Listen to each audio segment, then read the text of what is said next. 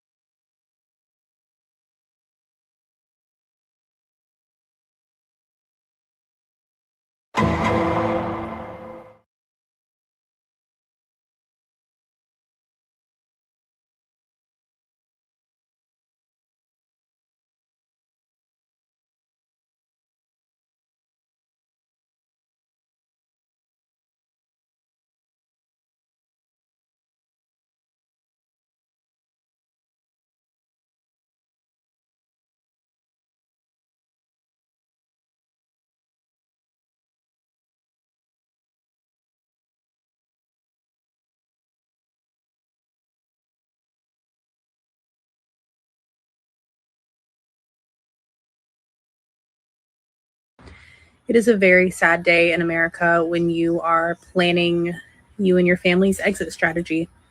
And that is what we are doing. And I encourage you to do it too. Even if you don't think you need to be prepared. You need to have all your documents. You need to have your passports for you, for your spouse, for your kids. You just need to have it. There's evidence that they are trying to make a law to where we can't even get passports. So you need to do it now. I never thought we would be here, and it makes me sad to have that plan, but what are we left to do? It is a very sad day.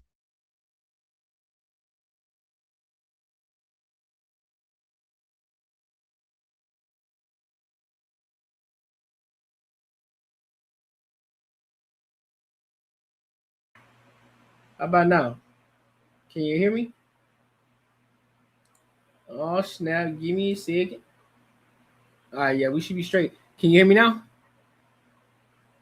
Can you hear me now? Alright, bet. I'm gonna play the video again. It is a very sad day in America when you are planning you and your family's exit strategy. And that is what we are doing. And I encourage you to do it too. Even if you don't think you need to be prepared. You need to have all your documents. You need to have your passports for you, for your spouse, for your kids. You just need to have it. There's evidence that they are trying to make a law to where we can't even get passports. So you need to do it now. I never thought we would be here, and it makes me sad to have that plan. But What evidence? What evidence, Sydney? I just want to know. What evidence you talking about? What is this evidence that you speak of that it's gonna be so bad to the point that we need to leave? That we need to leave one of the greatest countries to ever been founded.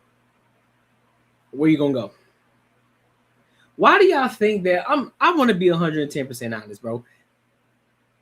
This is why we got Trump in the office in the first place, because a lot of people want to see a lot of things turn around for the better, not for the worse. The Democratic Party has fucked up so bad to the point where these motherfuckers are taking drastic measures, like they always do, taking drastic measures because Trump is in the office. I'm trying to understand something here. But here's the bigger thing. Leave. Just go, bro. Just go, dog. Because you've been living here this long. There's been a lot of things that done came and gone. There's been a lot of things that done happened. There's been 9/11. There's been assassinations. There's been a lot of different things that's been going on in America. And yet it hadn't gotten that bad to the point where you feel as if you need to leave the country.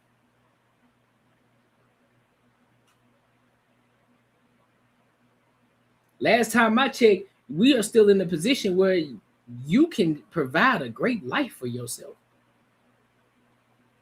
Things seem to be on the up and up. Maybe I'm off. But that's not what I'm saying. What she's portraying and what she's talking about and displaying, I don't see that. I don't see it. And maybe I'm missing something here. But it's always a white liberal. Every time. Because they don't get their way, they come on these platforms talking about what they about to do, talking about they finna leave. The other video before, other chicks talking about they don't want to spend Christmas with their family because of their political views.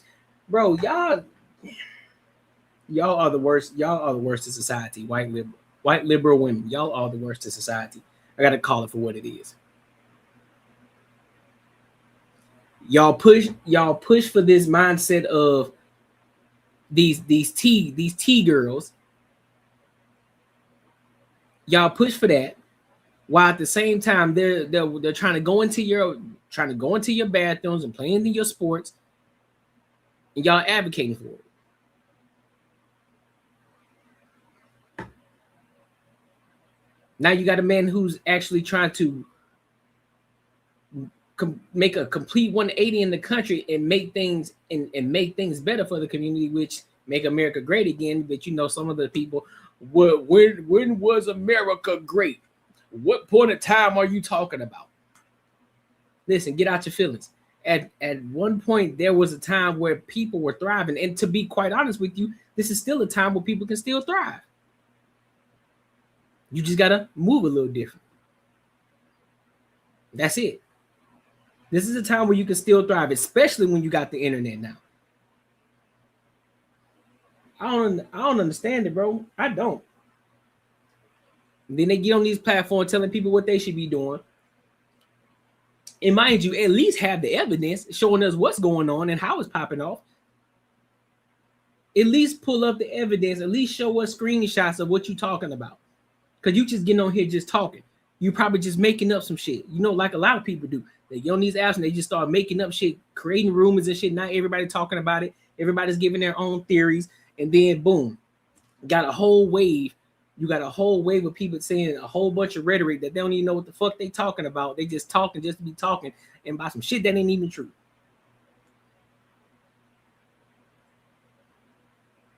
I don't get it. I don't get it.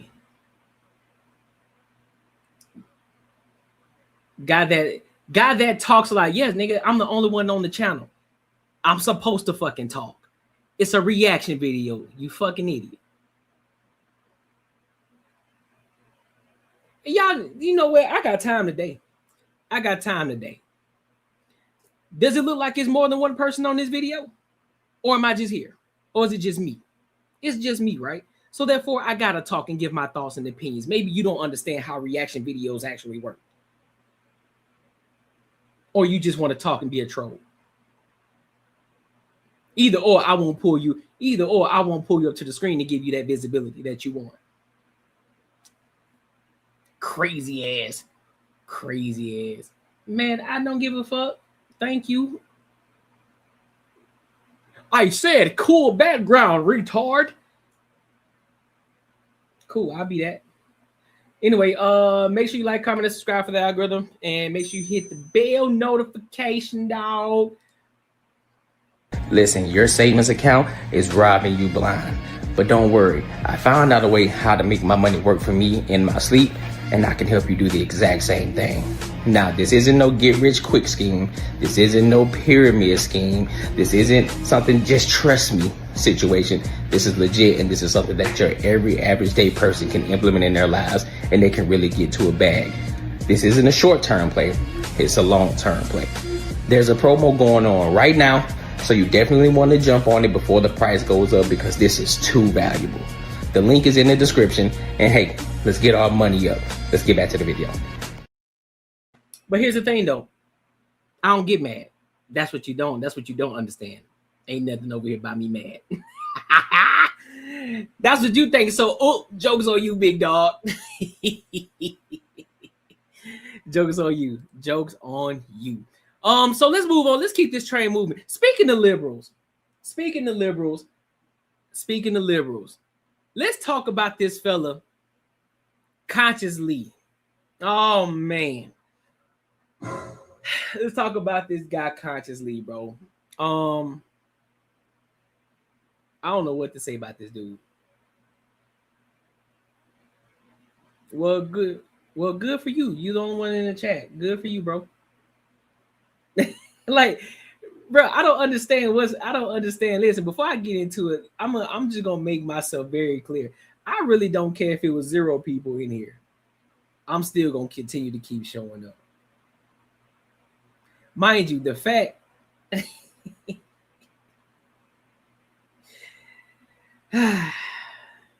y'all are funny. But I appreciate you though. But what I don't like, I will say this. I don't like people who like to talk shit but don't show their face. You got pictures of a background. You don't even show your face. I want to see y'all face. I want to see how y'all actually look. Then we can have a real fucking conversation. Y'all talk a lot of shit, but you don't want to show your profile picture. You don't want to show us how you really look because you are afraid. Huh? Yeah, bro. Big weird. All right, let's get to it. So let's talk about this guy, Conscious Lee, big dog.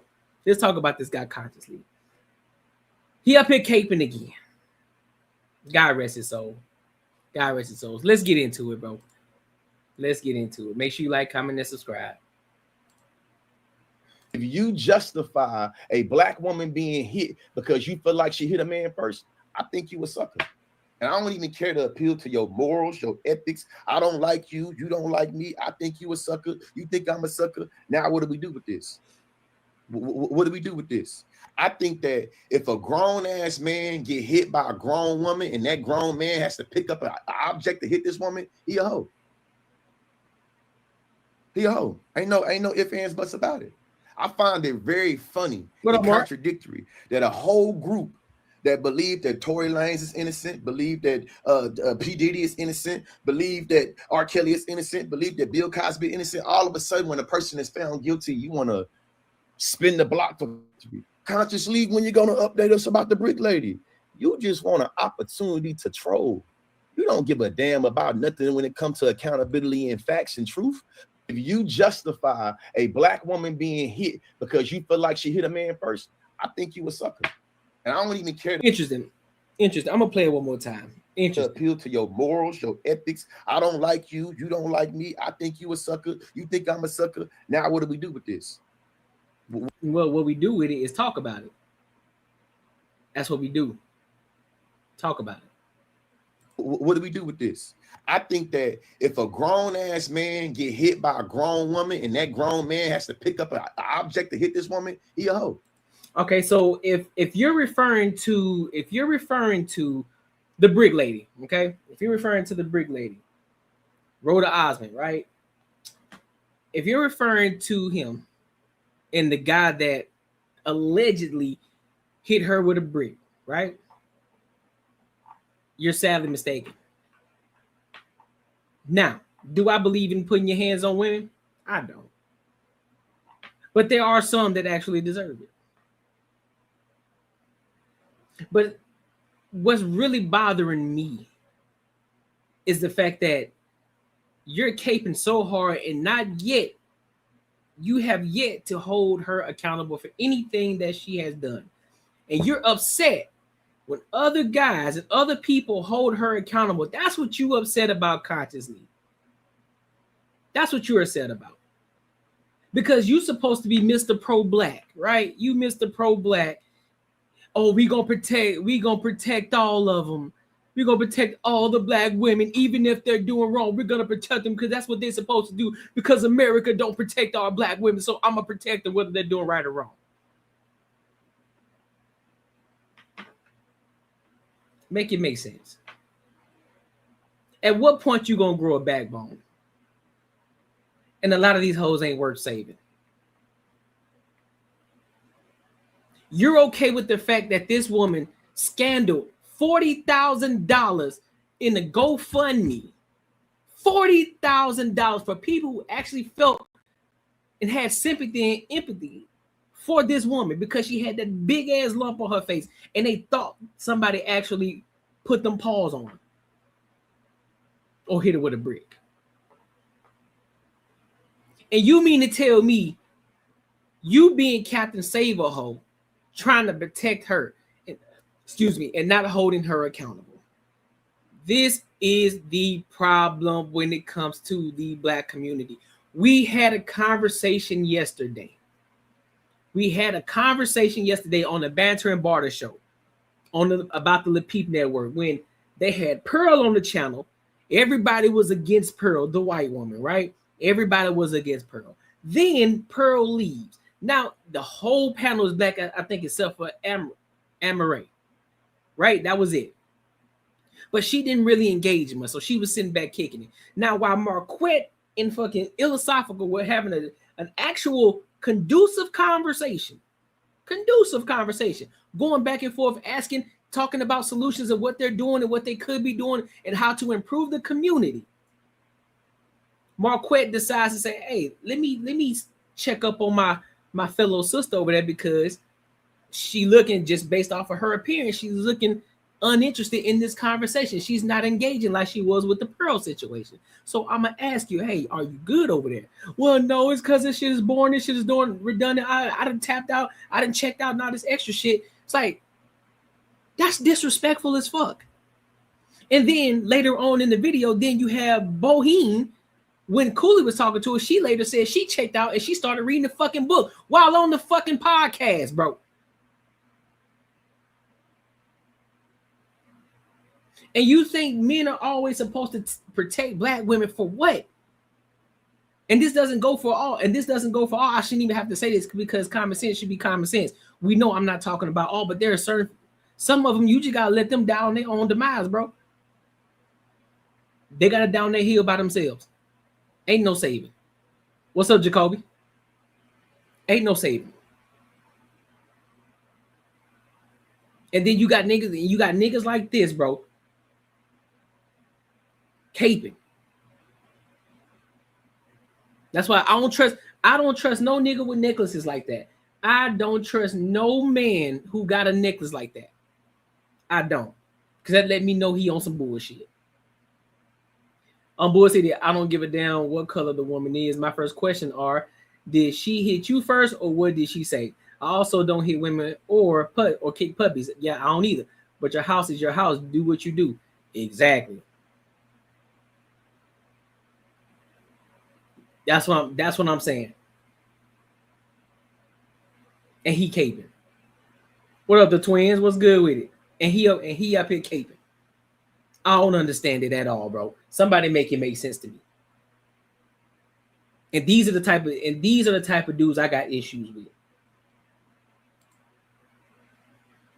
Yo, ain't no ifs, ands, buts about it. I find it very funny and contradictory that a whole group that you mean you find it funny and contradicting, right? Not contradictory. Tripping. That believe that Tory Lanez is innocent, believe that PD. Yes, I believe Tory Lanez is innocent 1,000%. If you go and look at the evidence, if you go back and look at the videos, Mr. Conscious Lee, go back and look at the video. Megan Thee Stallion, she admitted in the video that she wasn't shot. All it takes for you to go back and look at the video, big dog. Where was the gunshot? But because I did a video on it. She stepped in glass. That's why her foot was bloody. That's why her foot was bloody. But you don't want to talk about that though. You gonna protect every black woman. Even if they lie, you still gonna protect them. Even if they lie, they can lie right to your face. You still gonna be the nigga that's gonna try to protect them. But nah, bro, you gotta understand. It's all black women. I'm gonna do everything I can to protect all black women. Nah, fam. I'm gonna protect the ones that deserve to be protected, and them ain't the ones. They ain't the ones. Is innocent, believe that R. Kelly is innocent. But don't nobody believe R. Kelly innocent.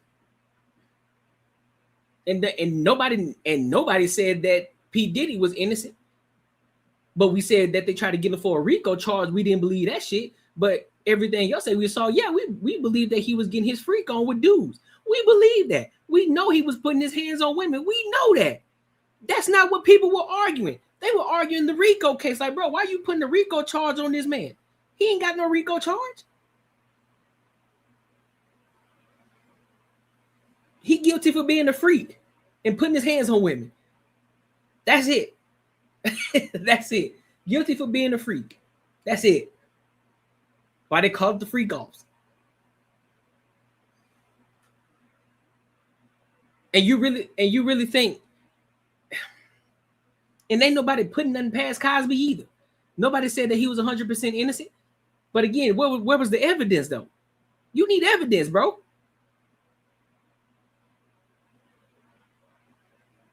But we the coons though. That's the crazy part. We the coons though. Believe that Bill Cosby innocent. All of a sudden, when a person is found guilty, you want to spin the block for victory. Conscious League, when you're gonna update us about the brick lady, you just want an opportunity to troll. You don't give a damn about nothing when it comes to accountability and facts and truth.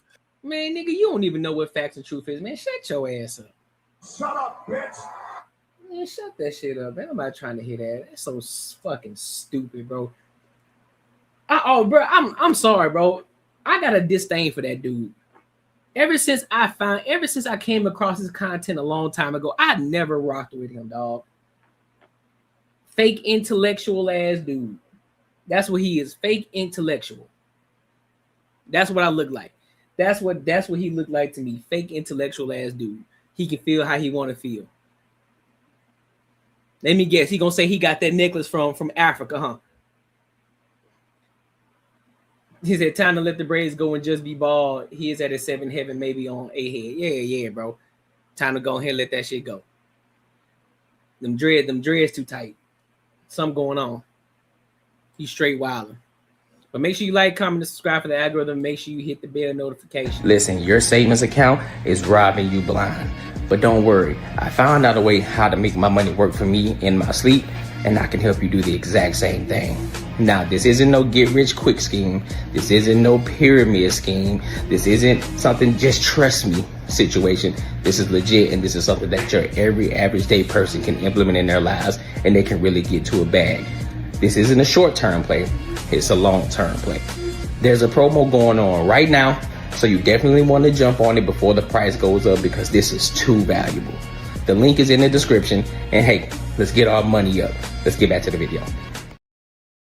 All right, so definitely make sure you go on the link. I got the link pinned in the comments, and it's also in the description as well. So you definitely want to tap into the Patreon, man. So let's move on to this next topic. The main topic of the night. I wanted to do this one a little earlier, just because this is a conversation in regards to holding men accountable in regards to having standards for themselves. Right? And so this woman, she's basically telling men they need to have better standards for themselves. So I'm going to play this video, and then I'm going to give my thoughts and opinions on it. All right? Make sure you like, comment, subscribe. Let's rock. Why do men lead with money? And correct me if I'm wrong, from what I see and hear, it's because of what you saw and heard.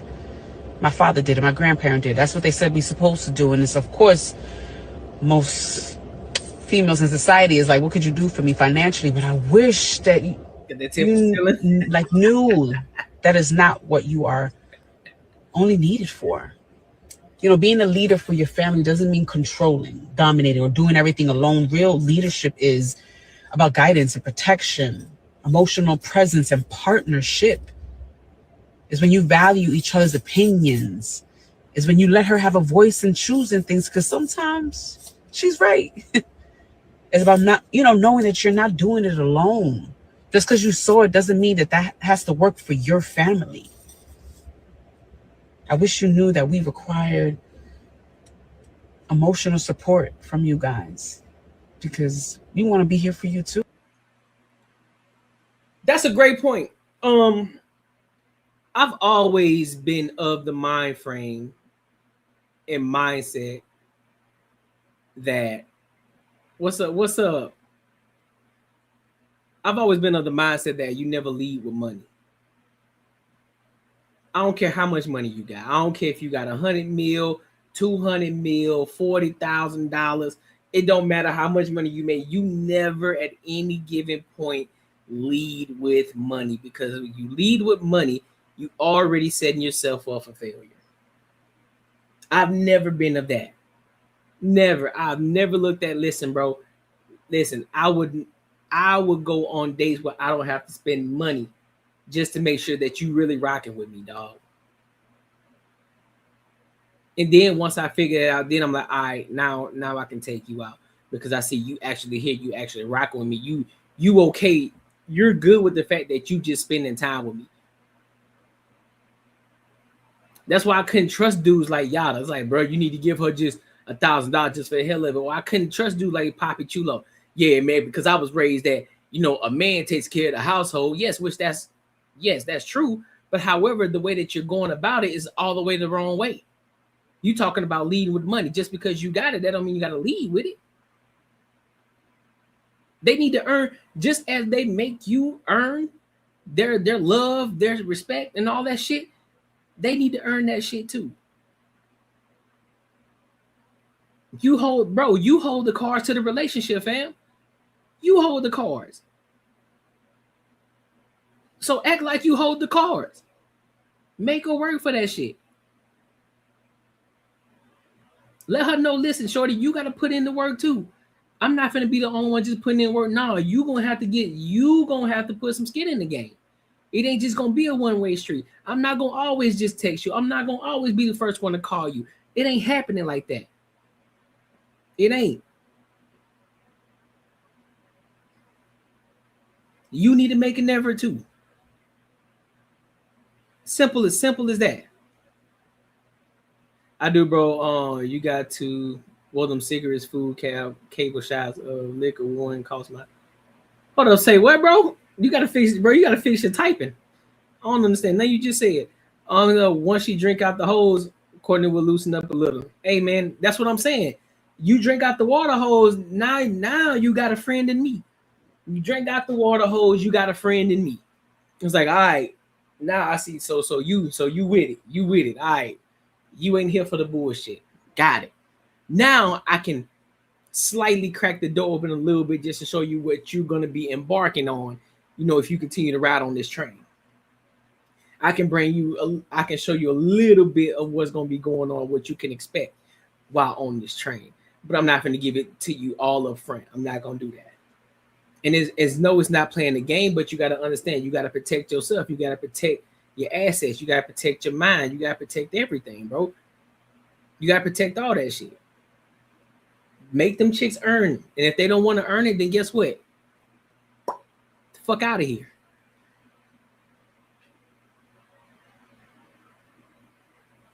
He said, I disagree. I'm going out in there. Company is equal, bro. What you think shorties want to drink?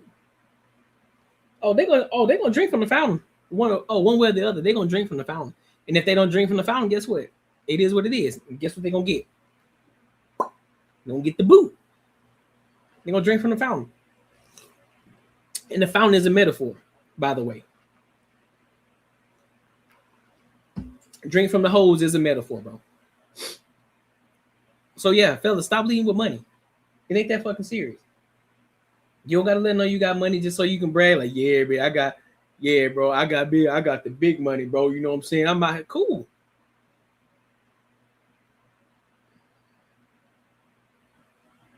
I'll only read it. I am reading the chat. But if you want me to pull it up on the screen, that's for a super chat, homie.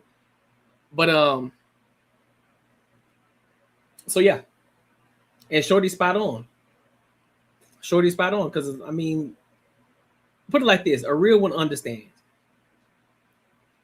A real chick who ain't for all that bullshit, she understands. She know what it is. She want to build with you, and therefore, those are the chicks that you need to choose.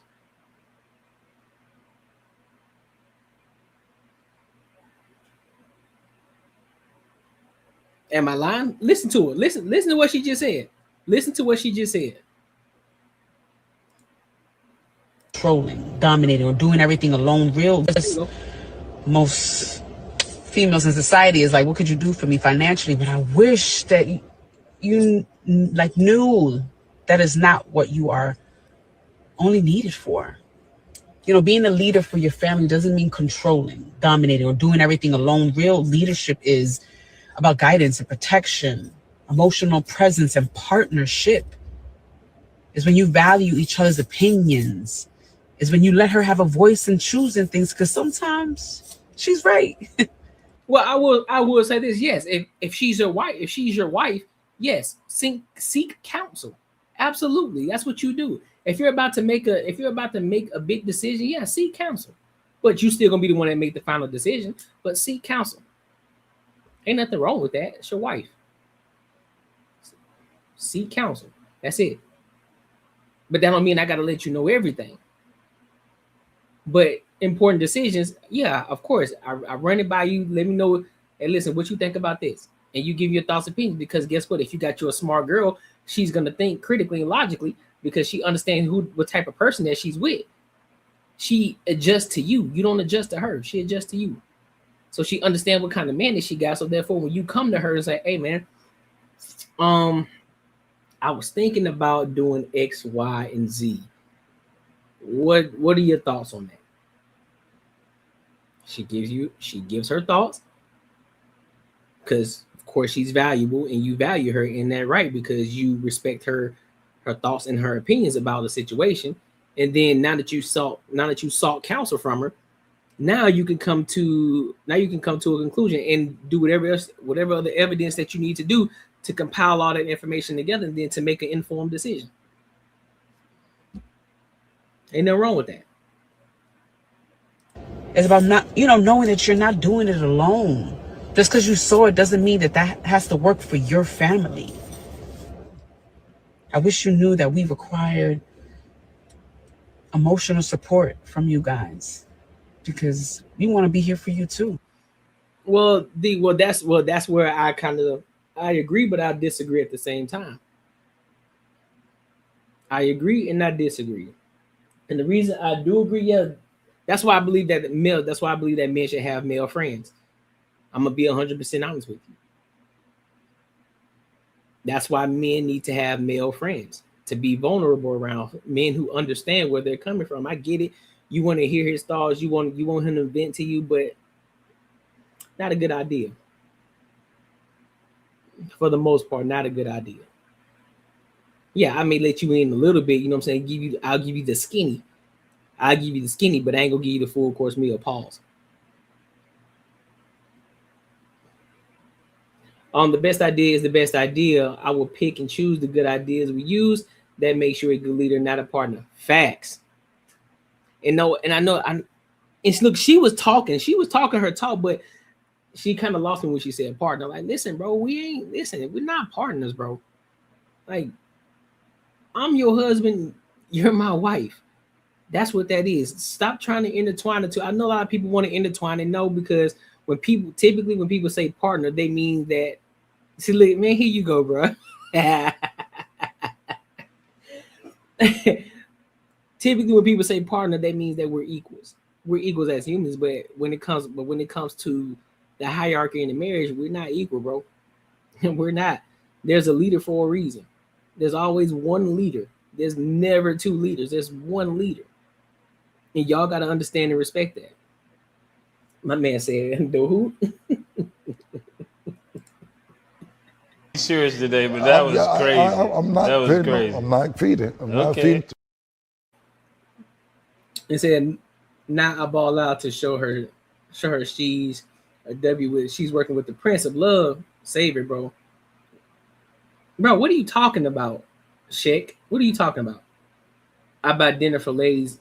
I buy dinner for ladies before I'm the man, bro. I mean, I guess, bro. I hear you. JB waiting for the pause-able moment in the shadows. I'm talking about he was waiting to send back, wait for it. And doing whatever he doing. Like, let me stop and pause. Let me see what this guy just said, bro. I heard something crazy. But more of the story is, fellas, stop leading with your money, bro.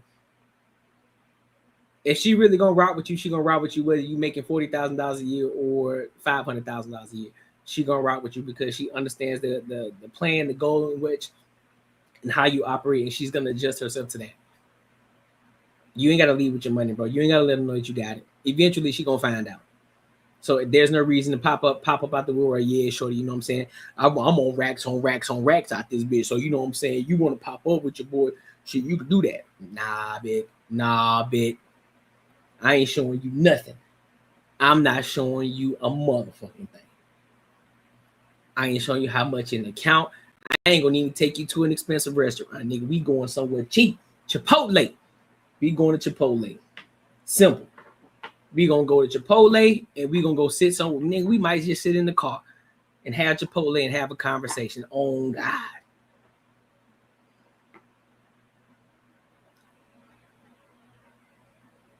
Hey man, they kept getting me, bro. They kept getting me last night. That shit was crazy. That shit was wild. That shit was wild, bro. But make sure y'all like, comment, and subscribe for the algorithm. Make sure you hit the bell notification. And let me know what y'all thoughts, man. What do y'all think? Do y'all think she was spot on? Do y'all think she was cooking? Do you think she was off? Let me know. All right. So let's go over here to. Let's talk about Jeezy. Let's talk about Jeezy and his ex-wife, Jeannie Mai.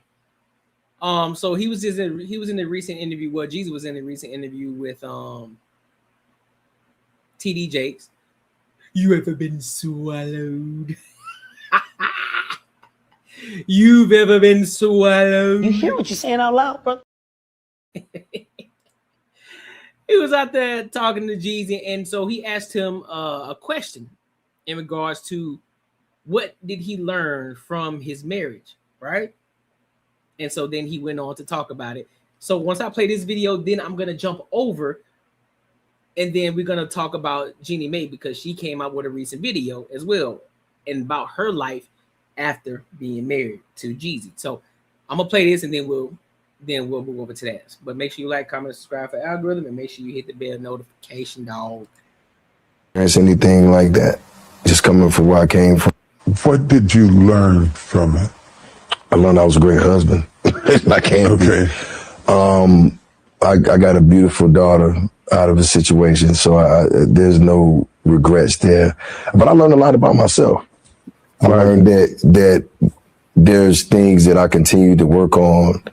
I learned about my preferences for things, the type of space that I need, the type of moments that I need to decompress about certain things, and this just unselfish nature, that I was selfish in my prior life. And I think just going forward in life, it just taught me how to like give someone else grace and actually listen to understand rather than just to listen to reply. Because when you're sharing a life with somebody, it's almost like you don't become one, but this is a partnership, right? And so for me, it's almost like I've never experienced anything like that, just coming from where I came from.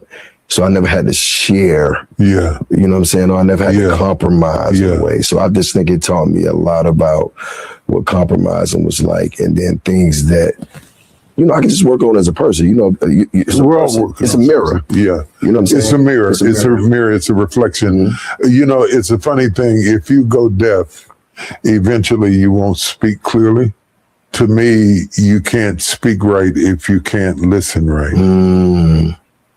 So the correlation between the ear and the mouth is so connected that the speech clears when the ear is open. So when I ask you, what did you learn from it? I'm asking you, are you listening? And as you listen, that should change who you marry, if you marry again, how you communicate, your music, every aspect of your life is like blood. It doesn't stay in one spot. It goes everywhere. So wisdom is the same way. It goes everywhere. And I think everything that makes you better makes you wiser. So let's go over here to her video. And then I'll start talking and give my thoughts after this, all right? 46 as a single mom look like? Because I don't know how I got here.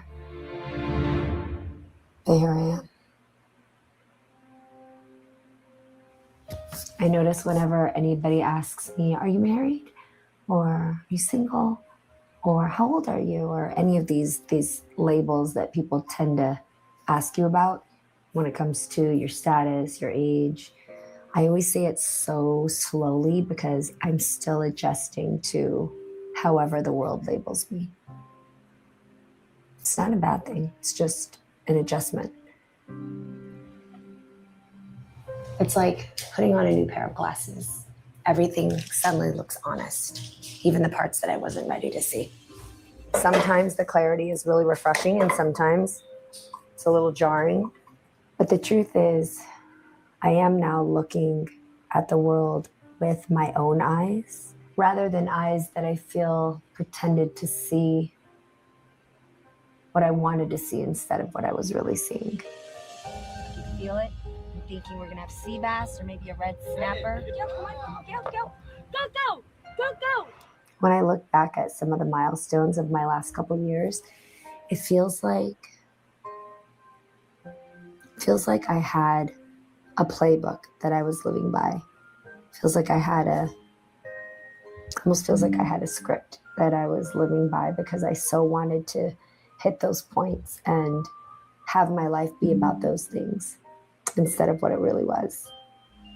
I used to think that if I stayed ahead of the plan, worked hard enough, if I held everything together tightly enough, I could avoid crashing. But I realized life doesn't work like that. Life interrupts.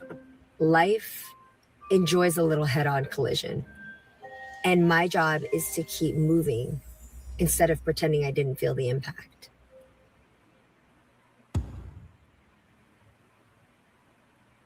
Sounded like some self-inflicting wounds right here to me. That's what it sounded like to me so far. Sounded like some self-inflicting wounds. This is a prime example of what we always talk about. Prime example. Shorty's leaving marriages, even when the shit is good. Bitches don't know how to endure it anymore, man.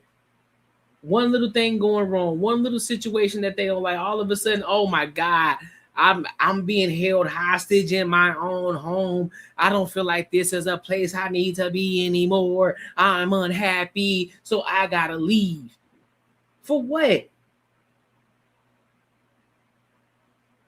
You already left the first marriage. Then you got into this one with Jeezy. Now you want to leave again. But y'all be doing the fucking most. Divorce is a word you never imagine attached to your name. Not because you're special, but because you think you'll know how to save something before it breaks. We gotta see. As a divorcee, we gotta see it from both sides, bro. Always seeing people say, what are the things that they warn you about before divorce happens, you know? The one thing I can tell you is that nobody tells you that divorce is both earth-shattering and a wake-up call.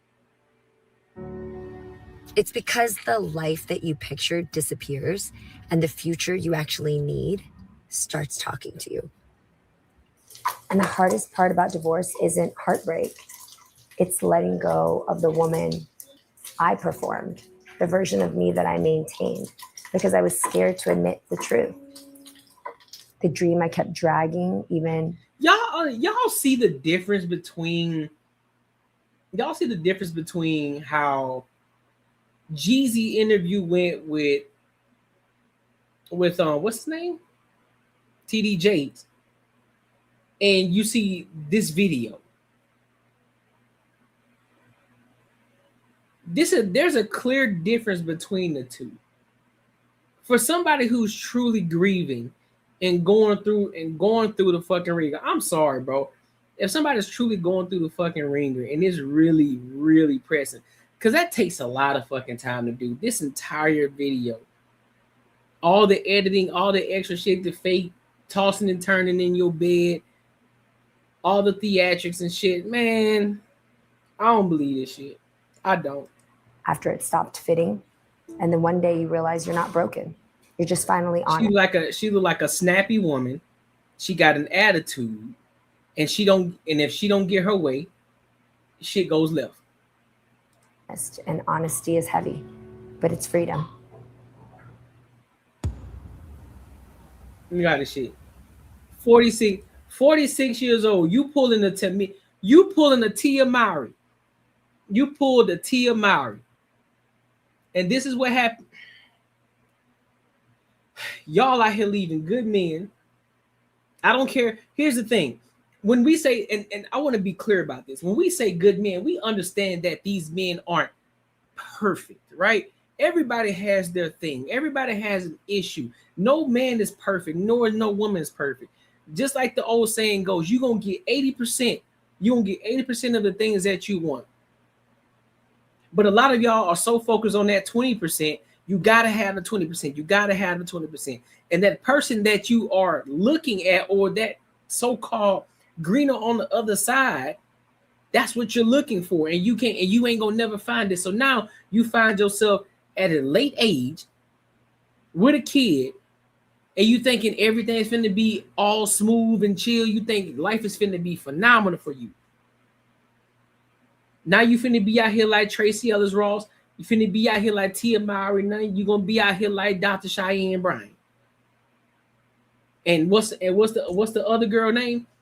The one with the raspy ass voice who always get into it, who be trying to sue people because they talking about her. What's her name? Kendra G.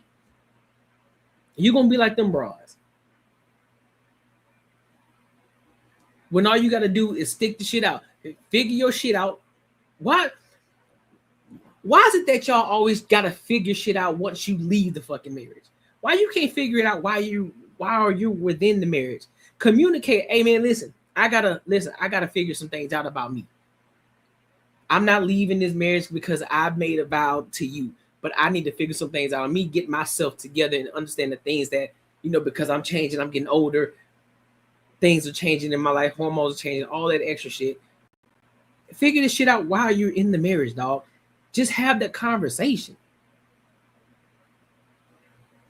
Y'all want to leave. Y'all want to leave. You want to take your children through all the bullshit. Just because you got money, you think your kid ain't gonna suffer? It's crazy, dog. Being 46 doesn't feel old. Yeah, and it doesn't feel young. It feels awake. It feels like somebody turned on the lights in a room that I have lived in forever, and I'm finally seeing things clearly. I don't have answers, but I got boundaries. And my maybe has become no. My I'm fine has become I ain't doing that. I don't feel old. I feel intentional.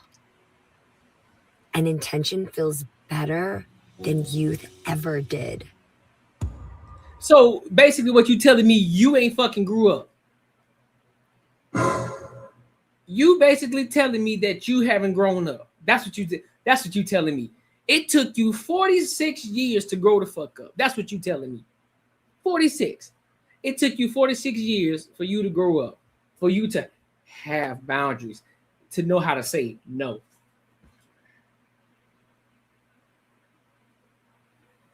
You really think I believe that shit? You at your big old age, 46. But y'all swear y'all be more mature than me. Y'all swear y'all the smartest thing since sliced bread. Y'all swear y'all sharper than the nail in the toolbox. But you can't get your life together. You can't get yourself together in order to be the person that you need to be for your husband and your child. But y'all say y'all love harder than men do. Y'all say y'all love harder than men do. Regardless of the bullshit that Jeezy was going through with your goofy ass, I guarantee divorce wasn't on his mind.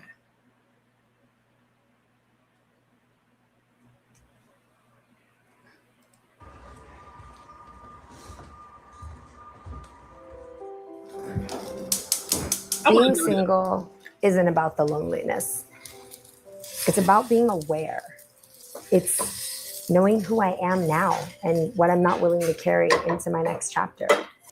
People will ask questions, and I think sometimes the answer of just I'm doing what feels right for me right now is the best dating status.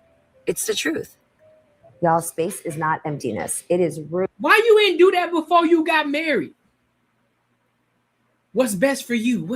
I'm doing what's best for me. Well, shorty, it ain't about you no more. You got a kid now. So you got to do what's best for your kid, not for you. You can focus when your kid is out of the house doing their own thing, then you can focus on you. But at your big old age of 46, you're going to be old as shit by the time your kid turn 18. So all that I'm just focusing on me bullshit, you should have been done that before you decided to get married to your first husband, before you decided to get married to Jeezy. You got all them single bras that you was on the show with. You was the only married one. You had shit going for you.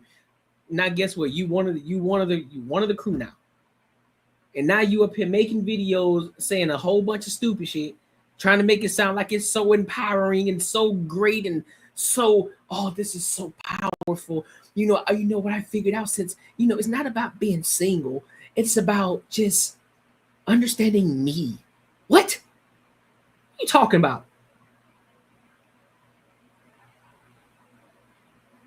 Understanding that I have boundaries. Understanding that I can say, I used to say maybe, but now I say no, or I don't want to do that. Sound like a fucking kid. Room to breathe, room to think, room to return to myself without rushing into whatever's next. And it is the best feeling yet. Not having to check in on anybody, not having to answer to anybody, not having to share that with anybody. Anybody else should share the space of you doing what's right for you right now. And that's the truth. Oh.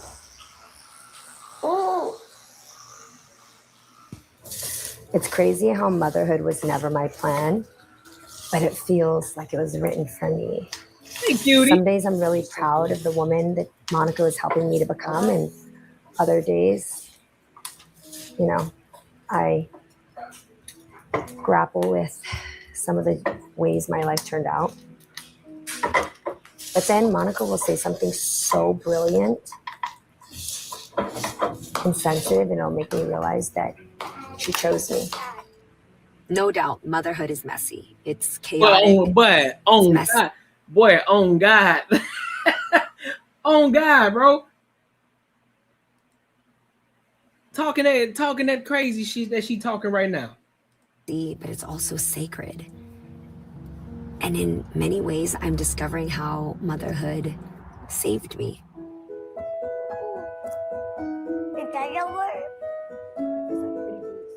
Apparently it didn't save you.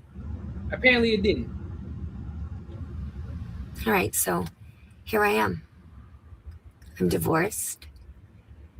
I'm 46. I'm single. And I have a toddler who teaches me more about myself than any adult ever has.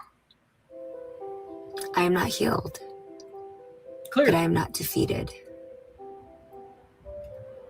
I'm awake. And you see how stupid y'all be sounding? I'm single.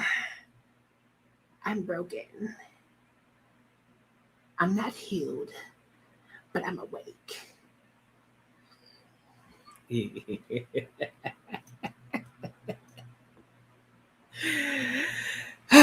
But I'm awake. So you were asleep this entire time? You was asleep this entire time? You telling me with all the shit that you had going on in your life, you telling me you ain't have no time for yourself? But now all of a sudden you get another divorce, and all of a sudden you wide fucking open now. For this whole aesthetic talking as if it's just so sound like a Tyler Perry movie or some shit. Y'all remember the y'all remember Why Did I Get Married when Jill Scott, when she was in the bathroom and she was, talking to, after that situation, she met the girls back in the ballroom, when they was at the I think they was at the little event. She came back, she lost a little weight and shit, and then she was telling her friends like, oh, he does this for me and he just made me feel hurt and this. I was like, dog, I was laughing so fucking hard. I'm like, well, y'all so extra.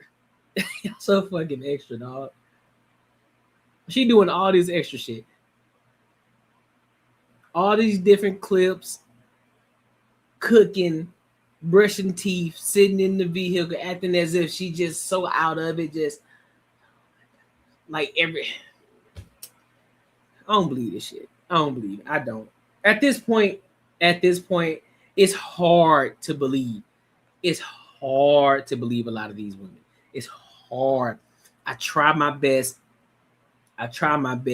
to hear them out, to understand. But the older that I get and the more bullshit that I see, the more I'm like, you sound stupid.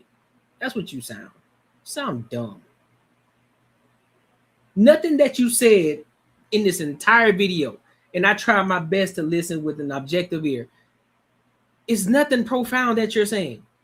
It's pretty much the same verbiage that every woman uses when they get a divorce or they get out of a relationship. They act as if they were so hell-bent and focused on everything else inside themselves. Now, I understand there are times where you do lose yourself, but that man loses himself too. Because guess what? You got other people and other responsibilities to worry about. It ain't just about you no fucking more. It ain't. He gotta make sure the house is straight. So he got other things to worry about. He trying to make sure that y'all are good. He trying to make sure on the back end, yeah, he ain't telling you or expressing everything to you, but that's a need to know basis. Like, you don't gotta know it all. But he's got things going on too. He trying to make sure, he trying to level up, trying to figure out what's the next move, how he can better improve y'all lifestyle, all of these different things.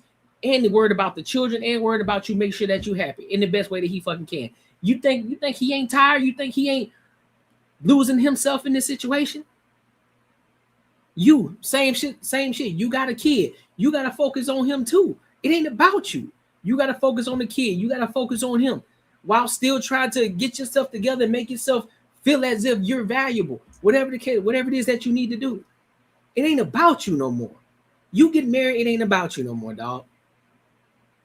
If you need time to yourself, talk to him. Hey, listen, I need time for myself. You know, I need to get away. I need to get a hotel. You know, I just want, it ain't got nothing. I'm not upset at you. I'm not upset at the kids. I just want some time to myself. 9 times out of 10, he will understand. He'll be like, all right, cool. Just let me know. Like, listen. And all he just wants you to know, or all he just wants you to confirm, like, hey, is it anything going on in regards to the relationship or marriage? Like, is it that? Like, no, it ain't got nothing to do with that. I just want to have some time to myself. He'll be like, oh, shit, all right, cool. Well, listen, I'll book, nigga, he'll be more than happy. Listen, I'll book the hotel for you. You know, I got everything set up. I'll get you a reservation. Listen, I even call you Uber. You can go out there, or you can just take the car, whatever. Have time yourself. I won't message you. I'll let you just relax, do your thing, have time yourself. Have a great time. I got the kids. Don't even worry about it. That's what the good men would do. All you gotta do is communicate it to them and let them know and confirm that, like, listen, bro, ain't nothing going on between us. Like, we good. I just want to gain myself back a little bit, kind of be to myself a little bit, you know what I'm saying? Because we got so much going on, you know, you working, I'm working, we got to worry about the kid, then we always on the go, so I just kind of want to get away for a little bit. All right, cool. Y'all be bugging, man. Her husband was ruthless in that video. I mean, in that movie. Yeah, he wasn't wrong about the message. His delivery was ruthless. I am not paying for 2 seats for you. Yeah, bro, that shit was wild. It was ruthless. You know what I'm saying? And the thing is, he should have rolled with it though. I think that was the biggest thing. Like, nigga, you should have gotten in the car with her. And why the fuck you bringing the other chick with you? Boy, you straight wild. The best feeling in the world. I'm trusting the quiet around me. I'm building a life that is completely mine. I'm not perfect. Clearly. I'm not polished. Clearly. But I'm honest. I don't believe it. This is me. This is me in the middle of becoming. It's not the before. It's not the after. I can't stand these type of women. I'm gonna be 100% honest with you. I can't stand these type of women, bro. It grinds my motherfucking gears, bro. All these different platforms, all these different podcasts that I see, how a lot of these women be talking shit about these men, how these men ain't shit, but yet the real people that ain't shit are these women.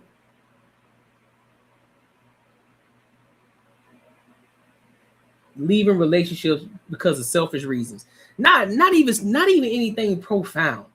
Not for real reasons. It be for stupid reasons. Oh, because I lost myself. So what? Fine, go find yourself. The fuck? Oh, I would never lose me again. Well, how the fuck you lose yourself in the first place? If you got an understanding husband, I'm pretty sure he gonna do whatever it is to make sure that you have that space to find yourself again. If you need to lose weight, listen, hey, you want me to work out with you? So that way I can be your accountability partner or whatever it is, bro. But y'all be suffering in silence. Closed mouths don't get fed. Whether he want to hear this shit or not, guess what? You tell him, you come to him with a loving heart, not talking at him, not talking to him like you his fucking mom, talking to him like he's your fucking husband, having a conversation. And tell him what it is that you need from him in a loving manner. And I guarantee you, he gonna do everything he can. He gonna try to move mountains to make sure that he can provide that for you. That's what a good man would do. That's what a leader would do. That's what a good husband would do. Because he will understand it ain't about him. It's about her, making sure that she's straight, making sure that she can thrive. That's what a leader would do.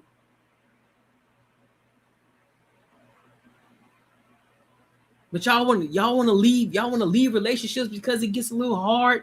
Oh, it's getting a little hard.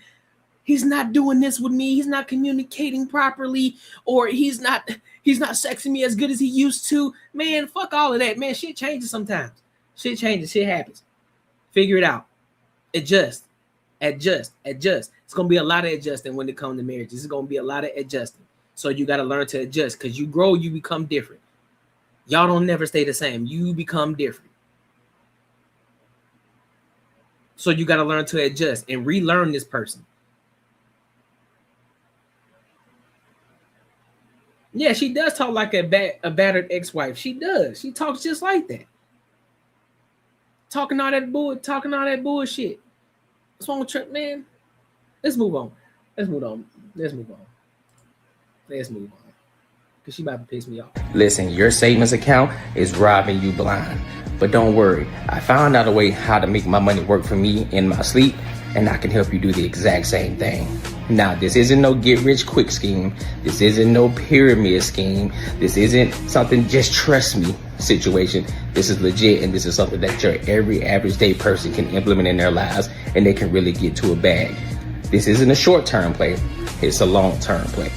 There's a promo going on right now, so you definitely want to jump on it before the price goes up, because this is too valuable. The link is in the description, and hey, let's get our money up. Let's get back to the video. Yeah. Make sure you tap into the Patreon, dog. And listen, if you want to support the channel, you can hit me in the super chats, dog. All right. So let's go ahead and move to this next topic. Let's talk about this jealous woman who caught flight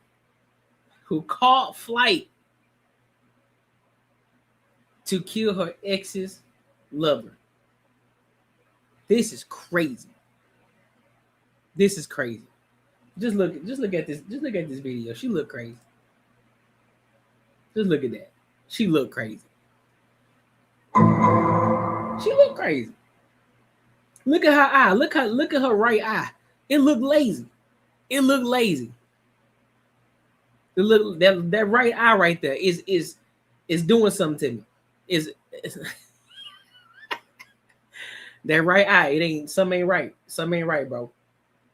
Something ain't right. But let's go ahead and play the video, man. Jealousy became a motive for murder when she went to the extreme to take out another woman she thought was standing in her way. Let me look at her. Let's take another look. Let me see something. Give me a second. To take out another woman she thought was standing in her way. So when I came back the second time, I seen her car outside. I'm like, she has to be here. So when I came, I knocked really hard, and she has a little dog, and she didn't answer. So I just tried the door, and when I opened the door, she was on the floor. This is Inside the Crime, presented by Law and Crime. I'm Elizabeth Milner.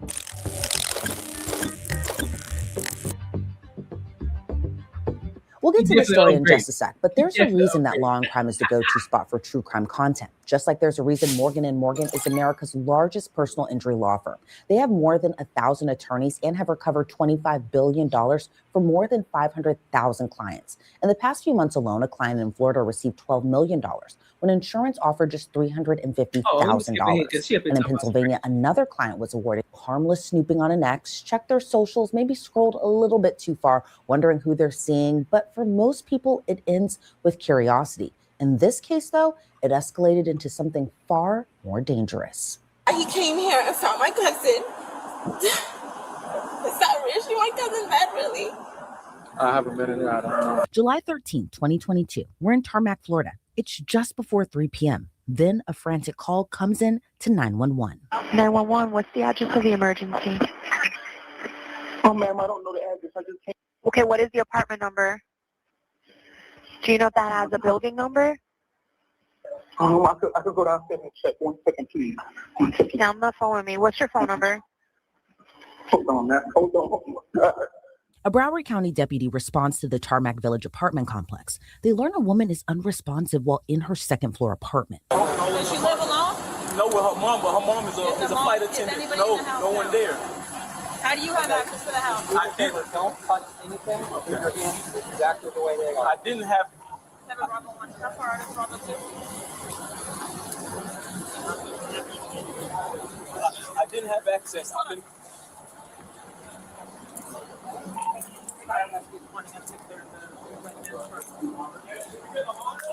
Yeah. Yes. 200. What number? 200. Liar. How did you get access inside? I don't have access. I've been calling her all morning, and she wasn't answering the phone. And I came here the first time, and I just knocked. And I was like, I seen her car. I didn't see her car in the parking lot. She always parking in the handicap. So when I came back the second time, I see her car outside. I'm like, she has to be here. So when I came, I knocked really hard, and she has a little dog, and she didn't answer. So I just tried the door, and when I opened the door, she was on the floor. The door was unlocked. Yeah, the door was unlocked. So have you been in the house? Just now, yes, when I just came the second Did you time. see anybody in the residence? No. I just want to get some more information No. before I get in there. No. Okay. All right. When I'm done with this, stay tight. I'm running to talk to a lot. No problem. No problem. And just try not to touch anything with your hands. Okay, y'all Yeah, touch I'm not the even door having and you go back everything. in right now. Okay. Yeah. Is it a 1 or a 2 bedroom? It's a 2-bedroom. Was she on any medication, anything? No, not that I know. She worked a party last night, and then that was it. And I called her this morning. I was calling her this morning, texting her, and she was her phone was delivering it to Who is she to you? Sorry. She's like my girlfriend. No, that's fine. I just wanted to- Yes, just she's so like I my didn't ask girlfriend. one Yes, question. yes. Does she have any children? Right here. No children, just a little dog. 200. To the left, to the left, to the left, to the left. Okay. Have a problem?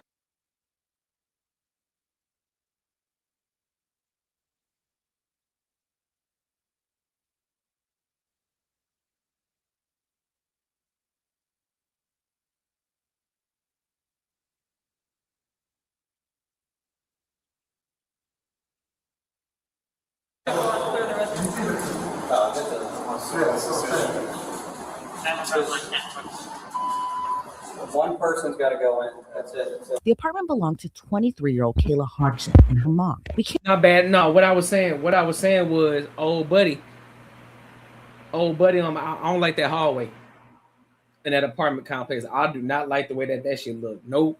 That's like a death trap. I'm straight. Nope. Can't show you what first responders found inside the home because it's truly that gruesome. Inside there was blood everywhere, and Kayla was unresponsive, lying in a pool of her own blood. She's gonna be right there when you go in. Yep. Yeah, she's right there. Just go down. I need to stay with you. I don't want you to be right by the door. How long have you guys been together for? About a year. And is it girlfriend, ex-girlfriend? No, it's like, Messing around? yeah, you're missing around. No. Just so I can read his handwriting. That's your first name? Yes, Roberto Roberts. Roberto Roberts. Rivalto discovered Kayla's body, and he confirmed he's the one who called 911. Hey, listen, man. I'm sorry that you're going through this. We're going to do everything we can to help you out. We'll be here for you, all right? I appreciate you talking to me and being cooperative and calm, all right? We're going to have a million questions to ask you. Just bear with us, all right? Okay, you are her, what's the phone number for you? You got a cell phone? Do me a favor. Just like your hands, don't like wipe them all over. Yeah. Just leave it there. This from me pumping her chest. They told the paramedics to me on the pump her No chest. problem. Okay, so how do you know her? That's like my girlfriend. We've been messing around for like over a year now. I'm moving because of COVID and all that. So Okay, you can stay here. Oh, I'm sorry. No, I'm not trying to be rude. Oh, it's so okay. So you've been dating her for about a year? Yes. Are you her only boyfriend? I have no idea. Okay, Just no messing problem. around. Okay. And for about a year. Yes. How did you meet her? We met at a party through mutual friends. Okay. One of her friends deals with one of my friends. Who does she live here with? Her mother's a travel attendant. Mother is a traveling Not attendant. a travel attendant. Flight attendant? Flight attendant. I'm sorry. Do you have any of her information, phone number, or anything like that? Yes, I have her phone number. Okay. You know her name? Kayla. Her mother's name is Kayla? No, I don't know. He said Timu JB. What's your girlfriend's first name? Kayla, did you Yes. say? Can you spell it for me? Kayla. So maybe so far, what I'm thinking is that this dude here was dating the chick that we saw the mugshot of, and then maybe she found out doing some detective work. She found out where old shorty lived, took a flight out because she got a little jealous. Like, also, this that bitch you was out here fucking with. What's her last name? H-O? H-O-D-G. Do you know her birthday? I can get all that.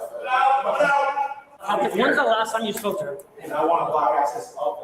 Yesterday. Yesterday? What time? Right before she went to. Matter of fact, I came here yesterday to pick up some money from her around. I had a flight. I came in. I had a flight.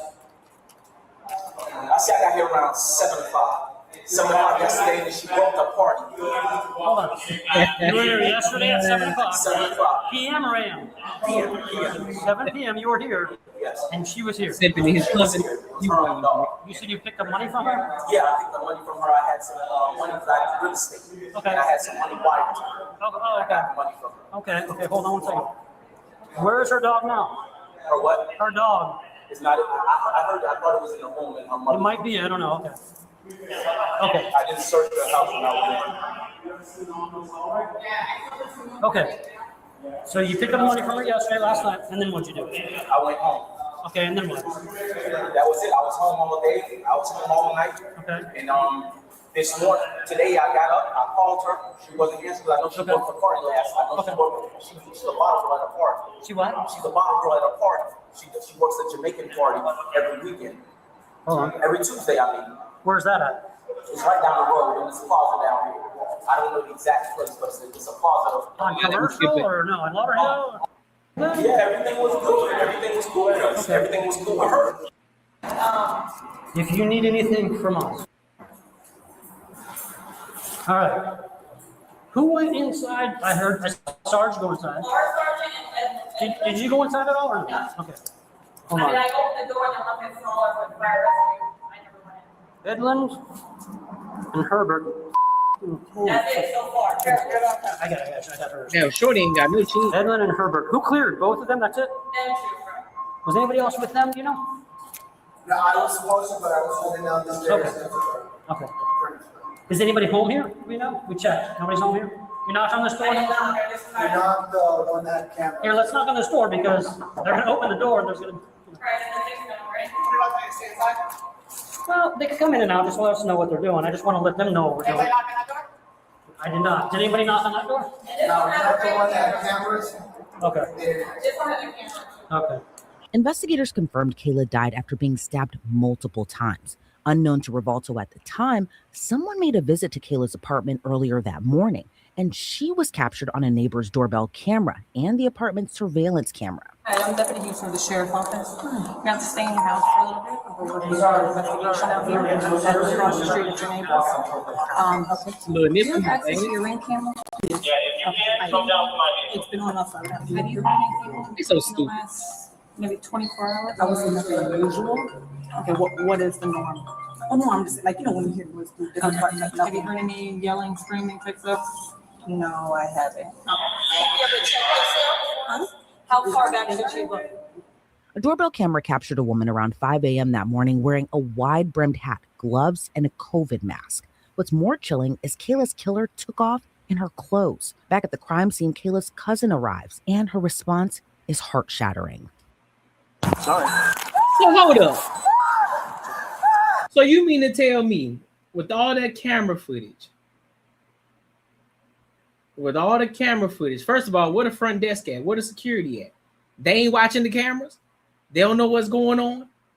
You telling me this person that got a mask on with a hat on, you telling me that shit don't look suspicious? That's what you telling me? Shorty made it all the way up there through all the cameras, and them hoes got rings on each and every door? You mean to tell me nobody thought that shit was suspicious? Man, boy, I tell you, boy. Man, I tell you. This is crazy.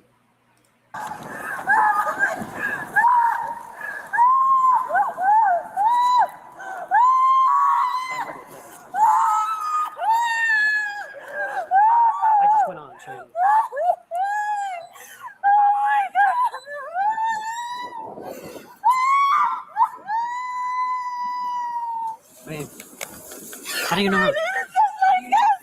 Your cousin? Okay. I have to see her. Where's her body? Hey, when's the last time you spoke to her? When's the last time you spoke to your cousin? We spoke on Instagram, I think, yesterday. Yesterday?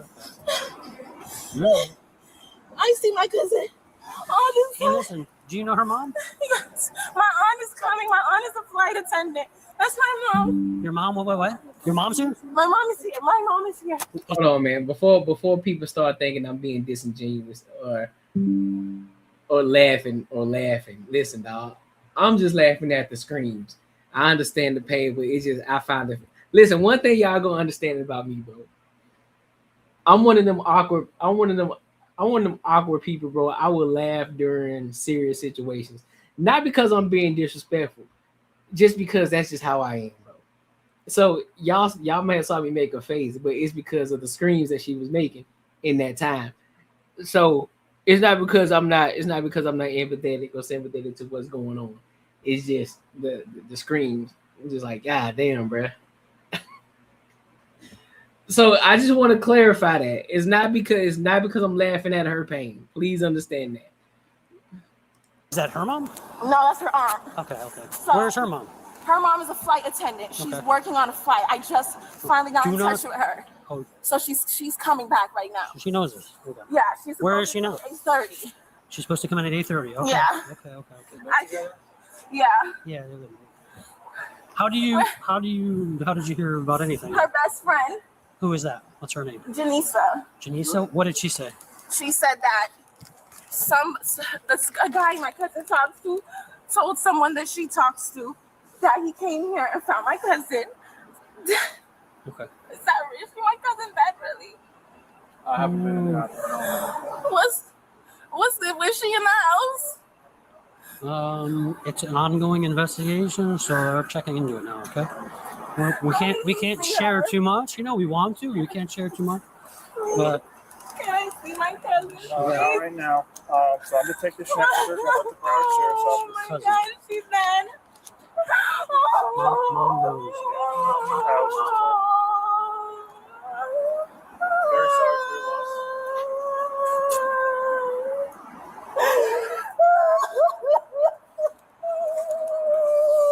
So, what's your name, man? Melanie. Now, is anybody here with you, Melanie? All right. Well, let's go back over to your family. Let's walk over there, okay? Yeah, let's go over and to I'll your family. talk to you, and I'll talk to your family. You need help getting up? Come on, dude. We'll help you. You okay? Are you family on her mother's side or her father's side? Her dad? Okay, just walk over. Walk.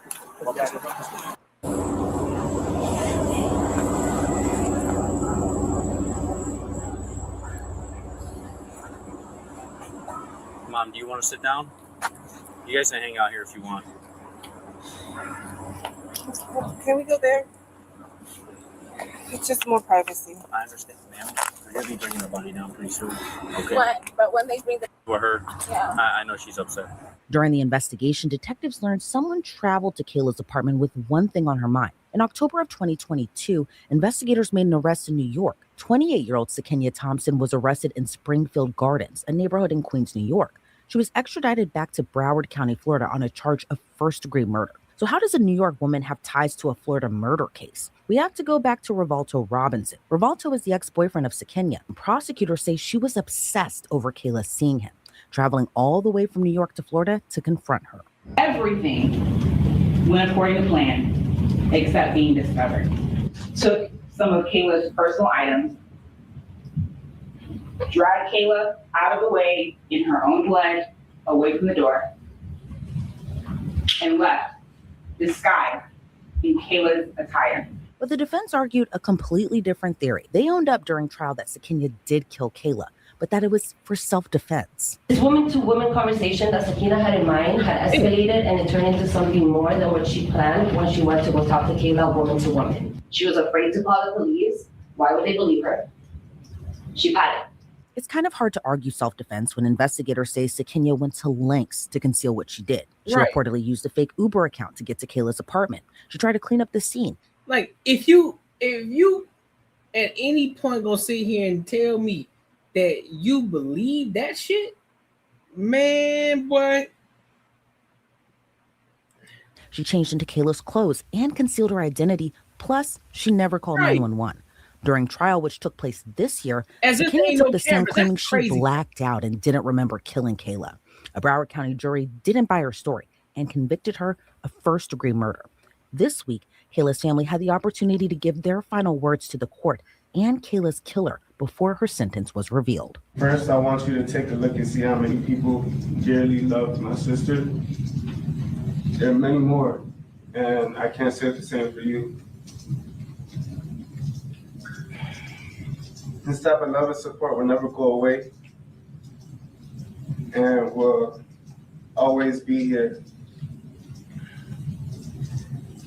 For the rest of your existence, you will have to look in the mirror every day, regret your decisions, and think about how foolish you are. I hope all your nights are filled with regret and loneliness, that you will never be able to see or hold your family again. Judge, I was advised not to say a lot more that I had to say. Thank you for your time. Thank you. On July 13th, around 3:30, I received a phone call that Kayla was found dead in her home. The very first question I asked God in the midst of all my tears laying on the floor was, who would do this to Kayla? You see, Kayla was the type of person that you didn't get to meet twice in life. She had a spirit that shined so bright. Every single room she walked into would light up like Times Square on New Year's Eve. She was a people person, easy to have a conversation with a stranger and leave you with the feeling that you've known her all your life. She was caring, the type to give you the shirt off her back if you were in need. She was family oriented, the one to always make the time to spend with family, no matter what responsibility she had to attend to. Family always came first, Kayla. She was loyal, the type to have your back and best interest in a room of people talking bad about you that you weren't present to witness. She was humble, the type to compliment the loner, awkward girl in the corner of the room and make her feel like she was the most prettiest main attraction there. All of these great qualities in a person. I almost wrecked my brain out asking myself, who would want to destroy such a light? Only to discover this jealous, insecure individual had the audacity to ruin my entire life. Who gave you the right to come into her home and do this to her? What makes you think you can violate someone's right of human life and take it away and just live a normal life after, as if nothing has happened? Or how about the audacity of you to come up on this stand and waste taxpayer dollars and tell them a crock of garbage to everyone in the courtroom about your blackout reasoning? You sat here and you stared at me and my family, my aunt, in our eyes, taunting us for 3 long years, showing absolutely not one drop of remorse for what you've done. In fact, your stare showed an expression of, so what? Yeah, I did it, and I do it again. 37 times you displayed that you deserve a life sentence over and over again. Stalking Kayla's Instagram for months, searching Terry's phone for any possible evidence displaying their interaction, prank calling her phone for weeks, pretending to be someone else. Tell me what you thought every time you searched One Princess K on Instagram. You've seen a beautiful girl with a banging body, vibrant personality, the complete, total opposite from what you see when you stand in front of the mirror. That killed you so much, you wanted to damage her face. That's why you did what you did. But know this, if Kayla was alive, even with those scars on her face, she would have still been the most beautiful girl in the room. She would be more gorgeous than you could ever be. Your mind is so warped because the only person who benefited in this whole situation was Terry. He finally got to get rid of you. He can now enjoy his life, without having to ever worry about you stalking another female interest he may have or toxically attacking him again. I now beg the Oh, that's a good point. This is evidence that Ashley was wrong, that casual hookups don't have dire consequences for women. That's a fact. That's a fact. That's a fact. judge to grant my family and other potential families that this thing has admitted to also stalking the peace we deserve and throw you in jail for the rest of your worthless life. Even though Sakinia testified during trial, she chose not to speak during her sentencing hearing. So the judge, right? So that's what I'm saying too. So I get it, you're grieving, but all right, man. I'm trying.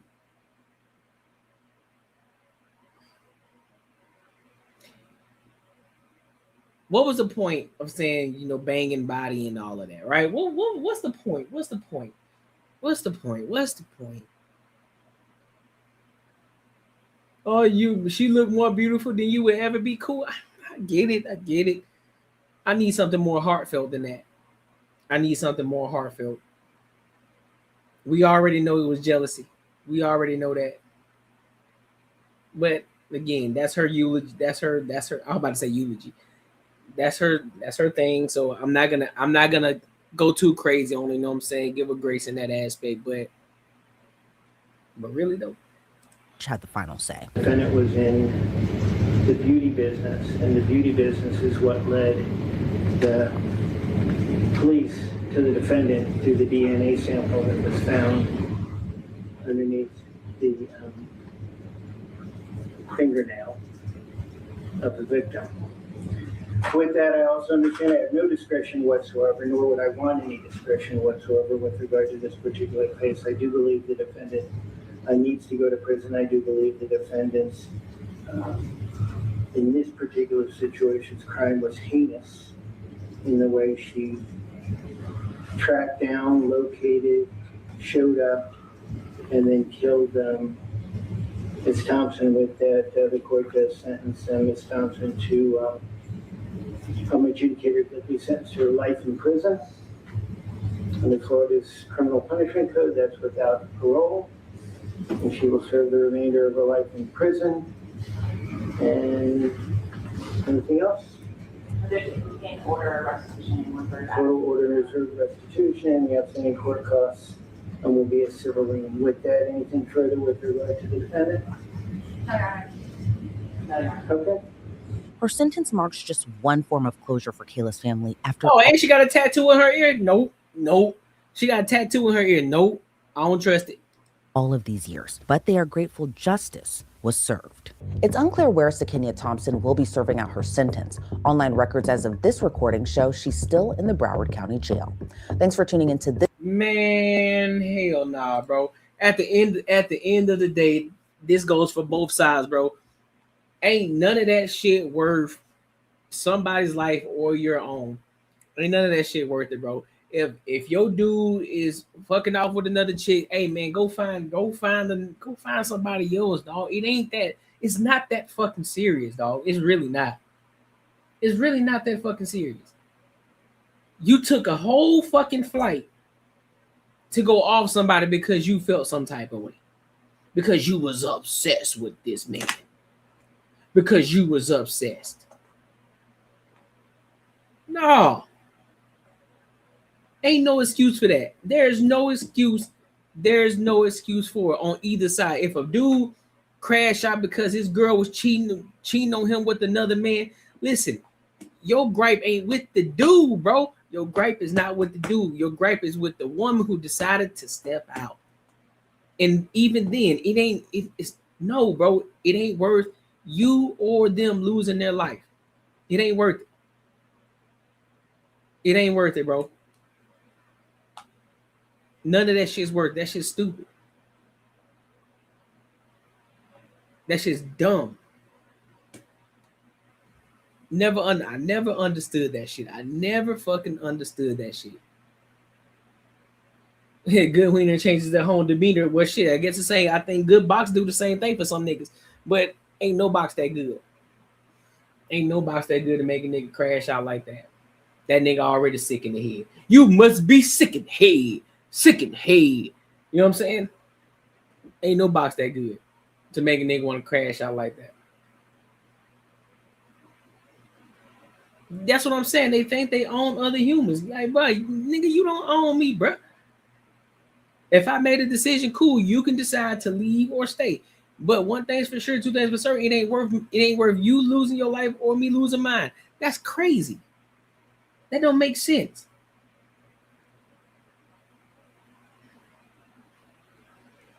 That shit's wild, bro. I never understood that. But it be what it is, bro. It be what it is. Listen, your savings account is robbing you blind. But don't worry, I found out a way how to make my money work for me in my sleep, and I can help you do the exact same thing. Now, this isn't no get rich quick scheme. This isn't no pyramid scheme. This isn't something just trust me situation. This is legit, and this is something that your every average day person can implement in their lives, and they can really get to a bag. This isn't a short-term play. It's a long-term play. There's a promo going on right now, so you definitely want to jump on it before the price goes up because this is too valuable. The link is in the description, and hey, let's get our money up. Let's get back to the video. All right, so I want to end tonight on a positive note, on a very positive note. You know what I'm saying? Because I think it's very beneficial. You know, we always got to tie everything back to the money too. So I want to talk about the richest black people, the richest black families in Atlanta. Because a lot of people may not know. And a lot of people need to see other black people that are rich and successful out here. And I think the more that we see this, the more that people can understand that the shit is achievable. You just got to work towards it. It may seem like it's a far fucking reach, but hey, as long as you have a plan, as long as you have a goal, and you work towards that shit and you implement as you go and you change and adjust as time goes, you'll be straight. So let's go ahead and get into this video, and then I'll get my thoughts probably in between and after. All right, let's rock out. A private airport runway in the backyard of a 35,000 square foot chateau. A 235-acre estate that generates millions of dollars a year just by opening its gates. And a construction dynasty that literally poured the concrete for the city's most iconic skyline. Most people think of Atlanta as just the capital of hip-hop or the home of reality TV stars. They are looking at the surface. Beneath the music videos and the red carpets lies a network of financial fortresses that make standard celebrity wealth look like pocket change. We are talking about the Black Mecca of the United States, a city where African-American families have built generational empires in construction, infrastructure, global beauty, and massive-scale real estate. These are not just rich individuals. These are sovereign states operating within the city limits. They own the land, they own the banks, and they own the studios where Hollywood films its biggest blockbusters. We are tracking the property deeds, the government contracts, and the billion-dollar acquisitions to uncover the richest black families in Atlanta. Wait until you see number one. We are talking about a man who went from living in his car to owning a 330-acre former Army base, turning it into a production empire bigger than Warner Brothers, Paramount, and Sony combined. Number 7, the Levitt family, the business of dignity. To understand the foundation of black wealth in Atlanta, you have to understand the businesses that serve the community from the cradle to the grave. And in Atlanta, when it comes to the final chapter of life, one name commands absolute respect and immense financial power: the Levitt family. Gregory B. Levitt. But look, that's the thing though too. I heard it was a conversation I was listening to this yesterday. Well, no, actually today while I was at work, and I believe it was Pretty. She was on was she on the Lapeef? I think she was on Lapeef. And she was talking about how labor workers, right? They're just laborers. I'm like, do you not understand that a lot of people, a lot of entrepreneurs come from labor jobs? They come from apprenticeship, they come from trades, and they build their businesses up and they become one of the biggest successful type of companies that you can think of. Because they were talking about men aren't building, they aren't doing. I said, man, you crazy as hell. That's where a lot of entrepreneurship jobs come from. A lot of entrepreneurs they come from trades. Sr., and his wife Betty Levitt are the titans behind Gregory B. Levitt and Sons Funeral Homes and Crematories. Listen, yes, need to get in proximity. Yes, that's exactly, get in proximity. Our funerals. I have people are dying to give the Levitt family their money. Hey, bro, I'm telling you. Now, you might think a funeral home business is a modest, quiet operation. In Atlanta, you would be wrong. The Levitts have scaled the business of dignity into a multi-location empire that rivals major corporate chains. They established their first location in Scottsdale, Georgia, in 1980 with a 5,000 square foot facility. Today, that footprint has exploded. They operate 4 massive chapels across the metropolitan area, including a 9,000 square foot fortress in Decatur and a 12,000 square foot state-of-the-art facility in Gwinnett County. This is not just about handling services. It is about infrastructure wealth. Their facilities are designed with the opulence of 5-star hotels. We are talking about viewing rooms with custom furniture, large conference centers for family gatherings, and fleets of luxury vehicles. The family fleet includes pristine Rolls-Royces and Cadillacs, signaling a level of service that demands premium pricing. The wealth of the Levitt family is built on a reputation for excellence. In the funeral industry, trust is the only currency that matters. When you serve over 2,200 families annually, as the Levitts do, you are operating a logistics and hospitality machine that generates tens of millions in revenue. Their influence extends far beyond their chapels. The family has donated over $1 million to various charities and organizations. Their philanthropic footprint is so large that the DeKalb Medical Center named their emergency department reception area after Gregory and Betty Levitt. This is legacy wealth. It is the kind of wealth that is woven into the fabric of the community. They have handled the homegoing services for some of the most prominent figures in Black culture, becoming the go-to institution for Atlanta's elite. The Levitts prove that in the Black Mecca, service industries can be scaled into dynastic fortunes if executed with perfection. They didn't just build a business, they built an institution that will stand for generations. But while the Levitts serve the local community, our next tycoon makes his fortune from the millions of travelers passing through the world's busiest. But here's the bigger key though. Here's another key too to pay attention to. A lot of people just looking at it as, oh, it's a funeral homes. How many funeral homes do we know? There's a lot of funeral homes, but they understood who to market to, how to market themselves, and how to separate themselves from the bunch to become the most prominent funeral service in Atlanta.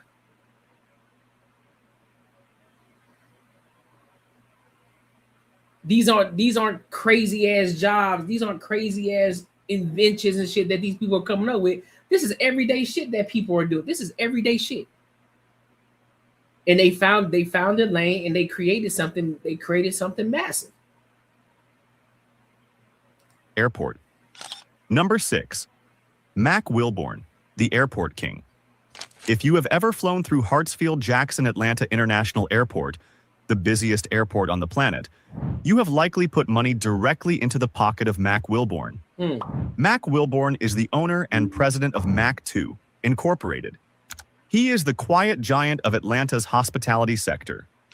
While rappers and athletes flash cash on Instagram, Wilborn collects passive income from the thousands of people who buy a chicken sandwich or a burger every single hour. His empire is built on franchise dominance.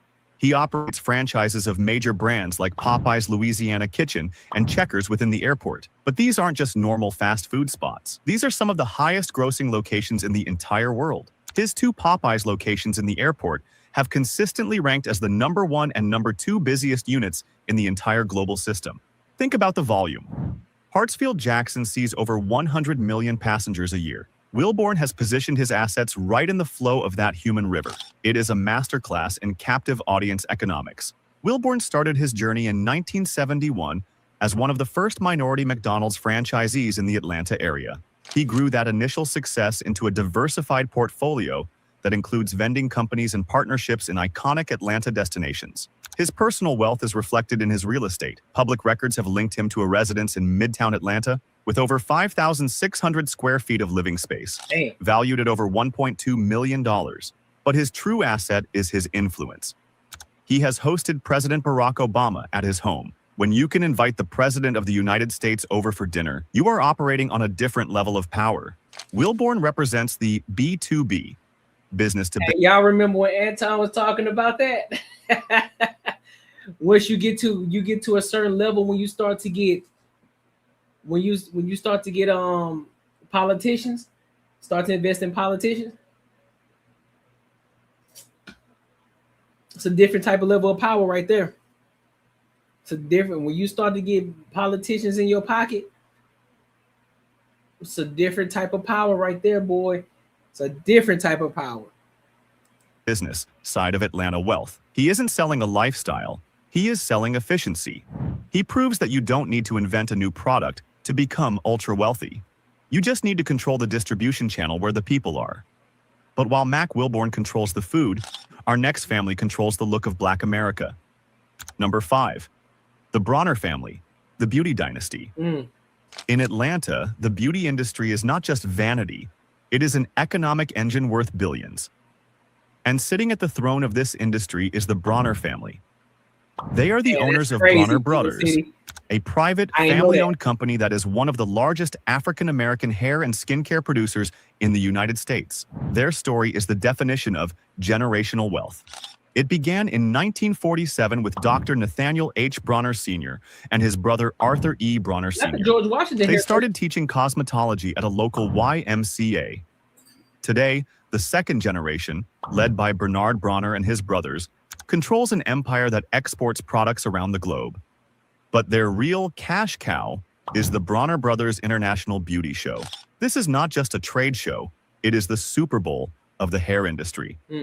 Held at the massive Georgia World Congress Center, it attracts between 40,000 and 70,000 hairstylists, barbers, and beauty experts from around the world. The economic impact of this single event is estimated to be approximately $60 million for the city of Atlanta. The family monetizes every aspect of this ecosystem. They own the product lines, BB African Royale, Tropical Roots, that the stylists use. They own the magazine, UPSCALE magazine, that dictates the trends.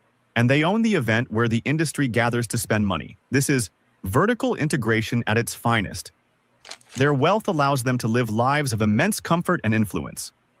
The family is deeply embedded in the religious community as well, with Bishop Dale C. Bronner leading the Word of Faith Family Worship Cathedral, a mega church with thousands of members. This connection between business and faith is a pillar of the Atlanta elite structure. The Bronner family has navigated decades of change, from the Jim Crow era to the digital age, without losing control of their company. They have resisted buyouts and takeovers to keep the wealth within the family bloodline. They prove that owning the culture, specifically the unique beauty standards and needs of the Black community, is one of the most lucrative positions in the market. But while the Bronners focus on beauty, our next tycoon is focused on rebuilding the very earth beneath Atlanta's feet. Number 4, Egbert Perry, the urban architect. Oh, shit. Do not confuse him with Tyler Perry. Egbert L.J. Perry is a tycoon in his own right, a man whose wealth is written in concrete, steel, and the skyline. Vertical integration on all levels within the same business. Of the city. Egbert Perry is the chairman and CEO of the Integral Group. He is a real estate developer who didn't just build buildings, he reinvented the concept of urban housing in America. In the 1990s, Atlanta was facing a crisis with its public housing projects. They were dangerous, dilapidated, and economically isolated. Egbert Perry saw an opportunity where others saw a disaster. He partnered with the Housing Authority to create Centennial Place. This was a revolutionary project. He tore down the old projects and built a mixed-income community. He put wealthy professionals right next door to subsidized tenants, creating a seamless neighborhood with high-quality amenities, schools, and recreation centers. This model was so successful, it became the federal standard for housing redevelopment across the United States. Because of this vision, the Integral Group now controls a massive portfolio of real estate assets across the country. We are talking about master-planned communities, transit-oriented developments, and commercial infrastructure valued in the hundreds of millions, if not billions, of dollars in total project capitalization. Egbert Perry's personal influence is staggering. He has served as the chairman of the board for Fannie Mae, one of the most powerful financial positions in the entire country. Yeah, hey, He sits on the boards of y'all major know Fannie Mae, corporations right? and has been inducted into the Real Estate Hall of Distinction.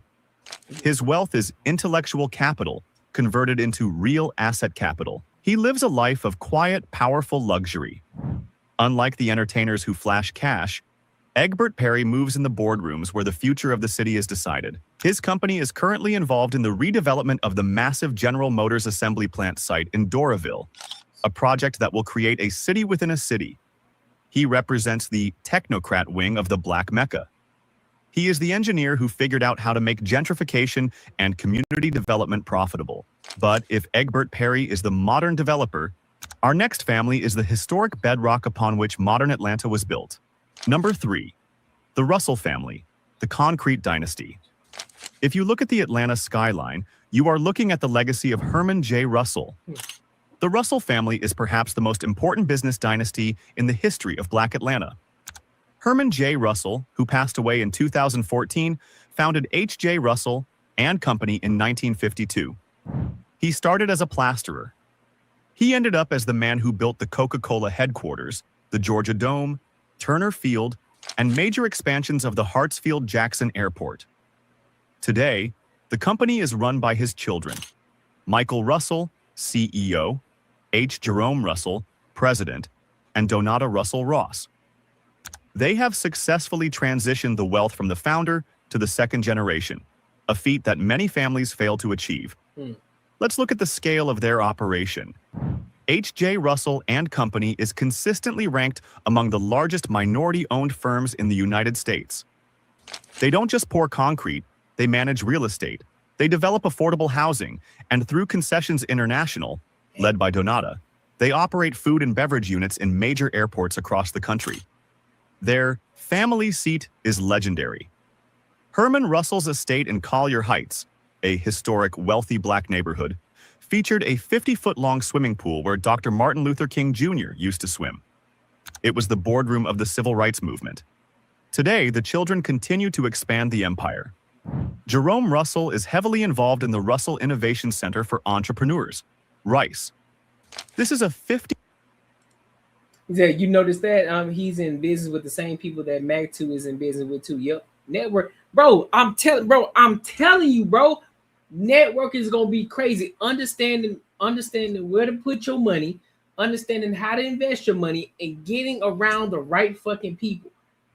Networking is gonna be fucking critical, dog.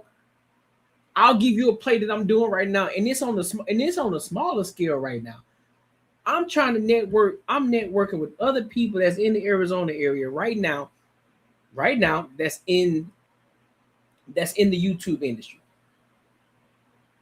Because my ultimate goal, because mind you, when they just said that, I looked at, I'm gonna bring y'all in a little bit because this could be Patreon shit, but I'll bring y'all in. So I typed in, so this is what I typed in. This is what I prompt my Chat GPT to do. I said, how can I vertical integrate with what I'm doing with my YouTube channel, right? And so bam, it came out with the whole level. So level one, it said media top of funnel, right? It says YouTube live streams, which is banter and barter plus the Courtnee Edgar show, shorts and reactions, TikTok and Instagram clips, commentary on trending topic, money, sports, masculinity, which is something I'm already doing, right? That's level one. That's tier one. I'm already doing that, right? The vertical integration move: build a multi-platform media ecosystem that always loops back into your main YouTube show. So additions, newsletter, simple weekly, Courtnee's, and they're just giving examples. Courtnee's 3 money moves of the week, podcast version of your live stream audio, TikTok series highlighting money behind the headlines, Instagram carousels breaking down lessons from your live streams, and then the purpose: own attention on multiple platforms, not just YouTube. And then so I'll tell you part 2, then we'll get back to the video. So here's where YouTube alone stops most creators, but not you. Affiliate and brand deals, your strength zone. You're already planning sponsorships. Vertical integration means every live stream includes one financial CTA, which did y'all see it? Do y'all see it? Listen, bro, do y'all see it? So you notice the video that I play after every segment now? Have you noticed the segment that I'm playing? The little video that I'm playing after every segment? Right? So every live stream includes one financial CTA, earn while you save, right? The Fidelity link, your Amazon storefront. I don't have an Amazon storefront, but I do have the Patreon and the earn while you save link. So that's what I'm gonna be doing from now on. So pretty much after every one, I'm gonna play that clip. So therefore, when I clip this up, that's gonna be the end of the video. So they see that video every time. That's the call to action. You feel me? You saw your 10-foot ceilings. We see you. You wild, bro. You wild. You wild. 10-foot ceilings. You crazy. Build your marketplace page on your website where viewers can find all affiliates, right? Here's the thing. I want to do affiliates, but at the same time, I don't. So therefore, my affiliate page is my Patreon and my Earn While You Save ebook.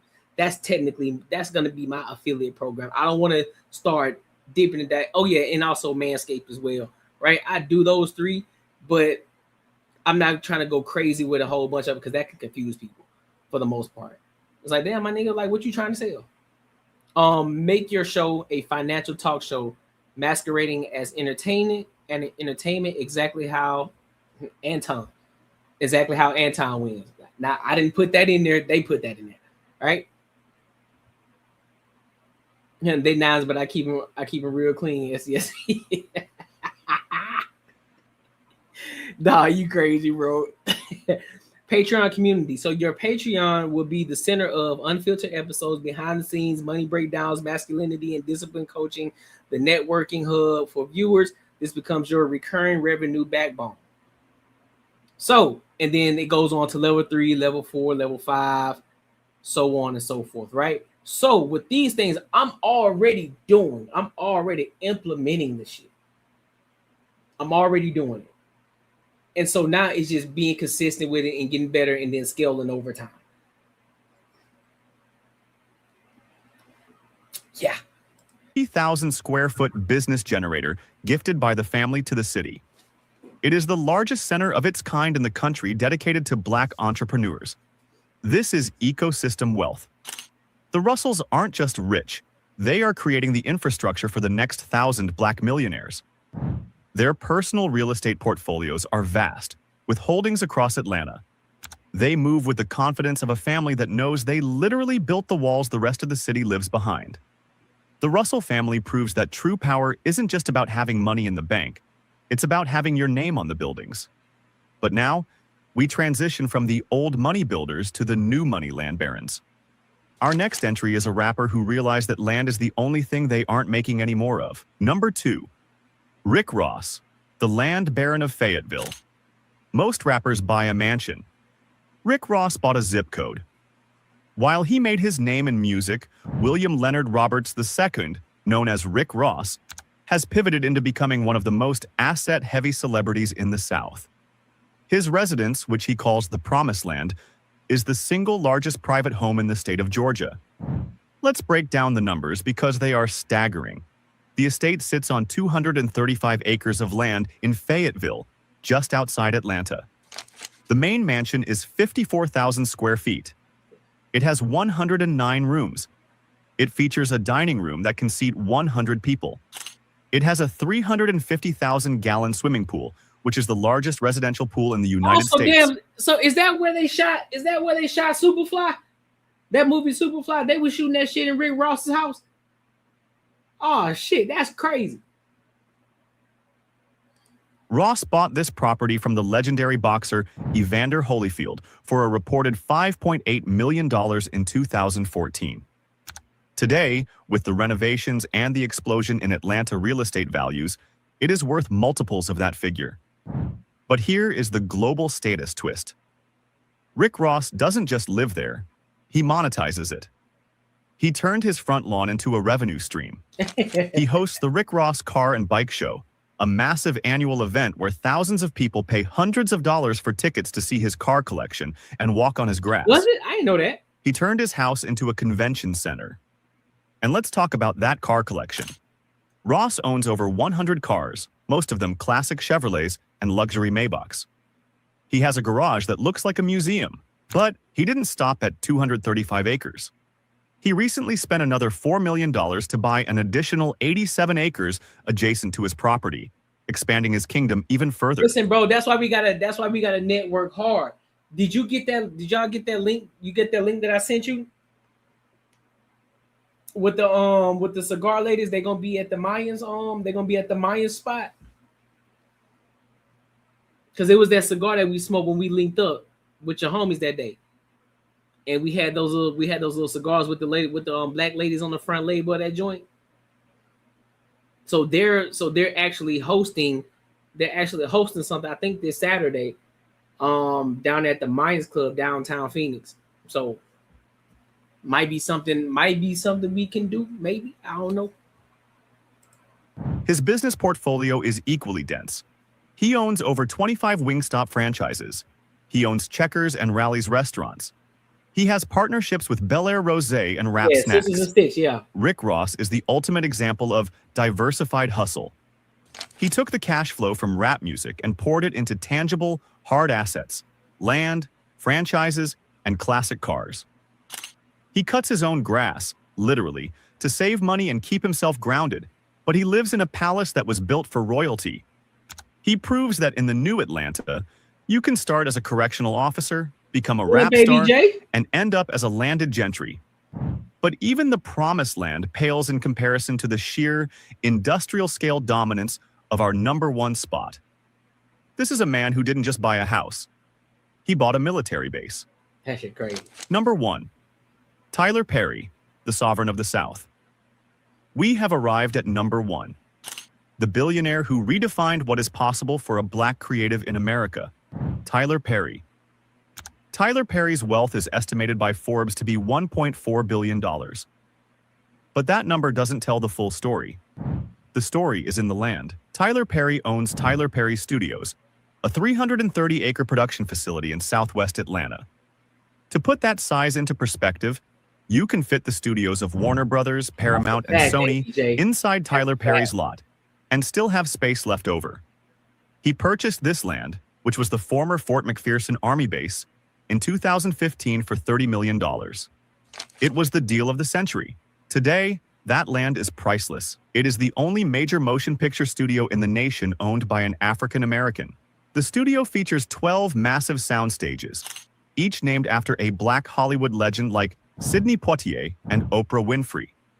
It has its own replica of the White House, which he rents out to productions like The Oval. It has its own neighborhoods, a green screen building, and acres of woodlands. Marvel shoots Black Panther here. Do they? The Walking Dead filmed here.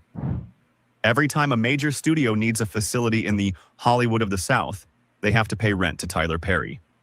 But his personal lifestyle is just as astronomical. This nigga making bank, bro. This nigga making bank. Some of the top movies and top fucking shows, they gotta pay this man rent to use it. What we doing, bro? What we doing? What we doing? What we doing? What we doing? What we doing? What we doing out here, bro? What we doing, bro? We gotta get these connections up. We gotta get these connections up. We gotta get these connections up, and we gotta start operating. Sorry, we gotta operate like a business. Real talk. Real fucking talk. I ain't gonna lie to you. I think this is the platform to do it. I think this is the platform to do it. Because mind you, I'm reaching out to so many people in regards to connections and trying to get into different circles, using my platform as that, and getting into different spaces to learn from different people. Bro, we about to, I'm fucking telling you, bro. This shit is crazy. He needs to remake Magic City so I can go shoot a Tubi movie. Man, that shit so ratchet. Nah, fam, you don't want to go to Magic City. That shit ratchet, bro. When I just went down there, when I went down there a couple months ago, that ain't it. I'm thinking about the money he saves on overhead to make his own. That's what I'm saying, dog. That's what I'm saying. And that's one of the reasons. That's one of the things I'm trying to do with this channel. So when people come on this bitch, nigga, man, I'm looking at it from a big picture standpoint. This man paid $30 million for a military base. Now he up here making bank because he renting out his own property. He renting out his own property for people to produce movies and shows. Crazy numbers. On top of other things that he doing. So that's just one facet of it. Man, god damn.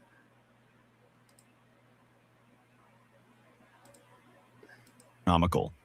For years, he lived in a 17-acre estate in Buckhead that was so lavish it set records when he sold it. He sold it for $15 million to an evangelist, and it was later bought by Steve Harvey.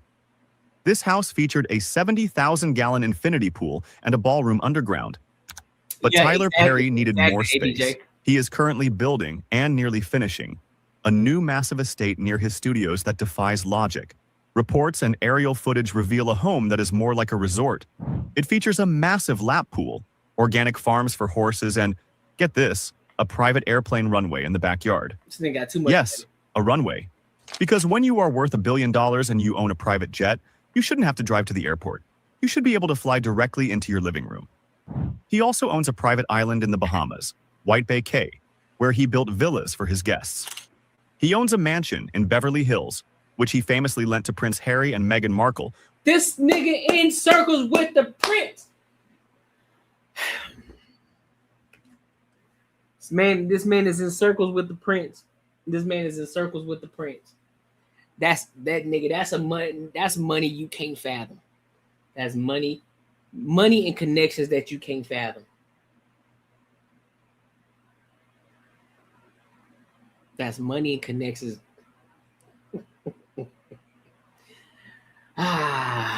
Yo. When they left the UK. His wealth comes from a crucial decision he made early in his career: ownership. He owns 100% of his content. Every Medea movie. You heard that. He owns 100% of his content. So think about this shit here. I produce this show and we grow this bitch to the fucking nines. I'm talking about to the fucking rooftops that we can't even fucking fathom. And think about all the things that's gonna come with that. Different sponsorships that's gonna want to rock out with you. Different people that I'm gonna be putting on. We talking about then we got the banter and barter show. So many other things that we're gonna be coming in with, integrating within this show that's starting from this channel. Mind you, the people that we're gonna be networking with. So ain't no telling the circles that we gonna be in on top of that. Just off the strength of starting this show. Man, I'm telling bro, listen. The opportunities out this bitch is endless, dog. That's why I don't care about these bullshit topics that a lot of these people be out here talking about. Oh, this the black people, we oppressed. Nigga, where? I just gave you full on fucking proof how all of these motherfuckers, you got all these black men. All these black men who became successful, who grew up, who came up in that fire hose age, and they became fucking deca multi-millionaires, billionaires, created businesses and all of this different shit. And you telling me that you in the oppressed area talking about, oh well, it's a systemic racism, nigga. Where?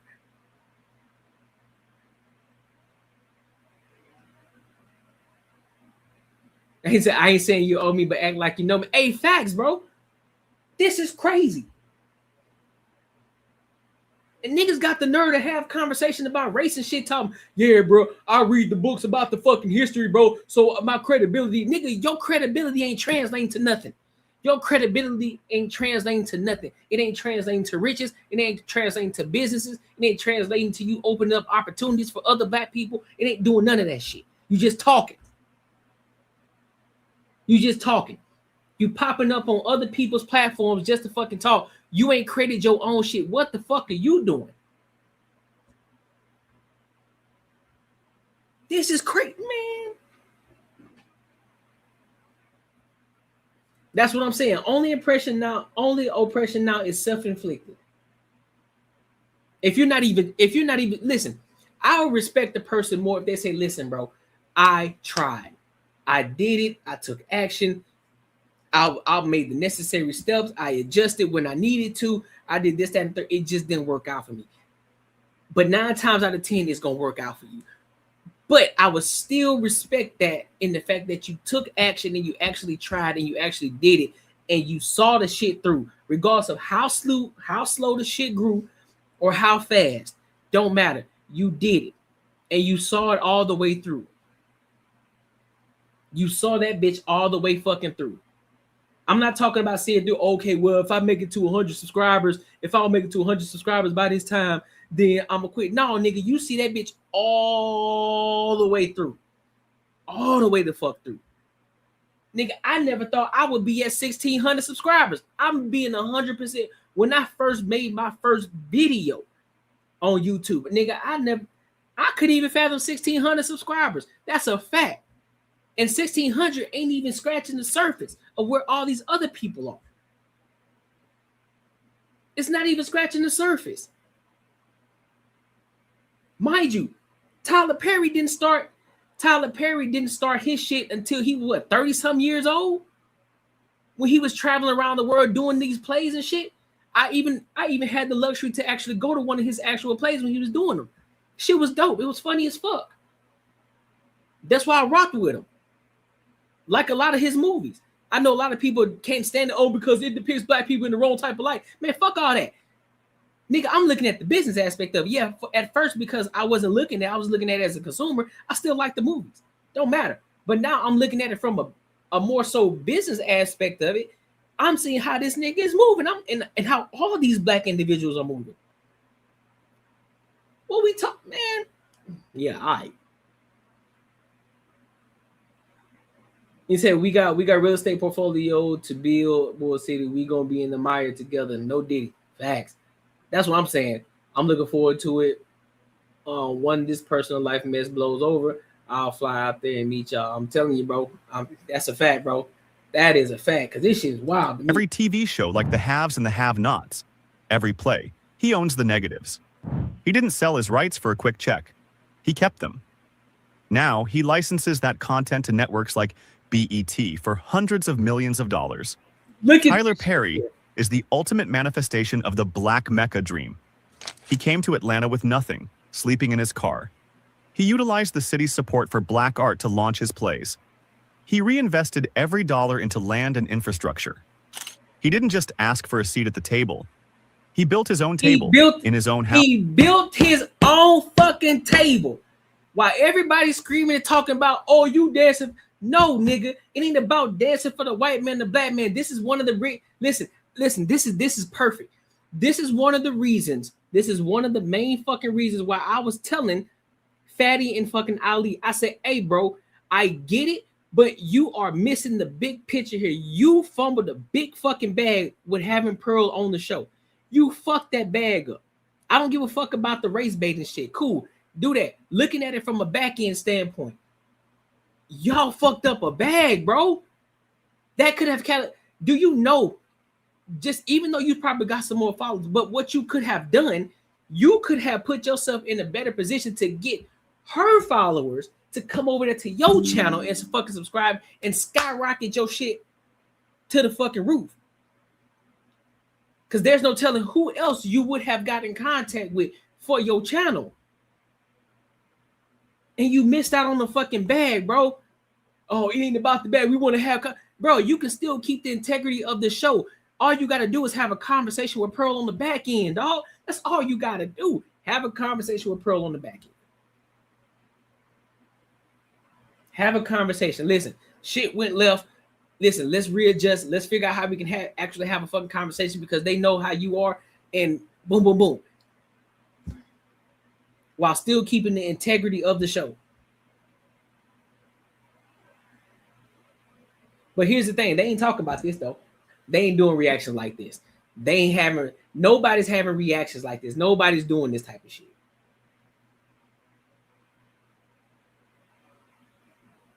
That's what I'm saying. Doing that shit strategically. You had a grand opportunity. You didn't have Andrew Wilson on your channel. You got Angry Man on your channel. You had Pearl on your channel. So even having Andrew Wilson and fucking Pearl on your channel, you could have tapped into a whole different atmosphere. An entirely different atmosphere. And completely optimized it. Completely. But y'all getting mad and upset because you had 2 black women. Oh, you ain't protecting black women, man. Fuck what y'all talking about. We trying to make sure we the top dogs on this fucking YouTube. And that's one of the reasons, and I'm gonna be honest to God with y'all.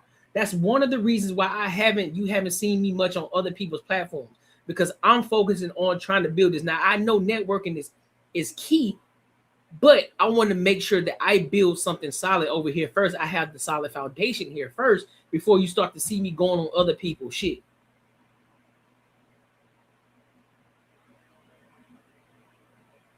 Then you can start seeing me on other people. Oh, they go CES. He over here. Now he's tapping into shit.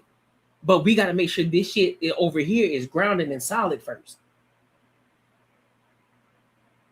I love this segment. Best content so far. Great idea. Yes, sir. Yes, sir. I appreciate you.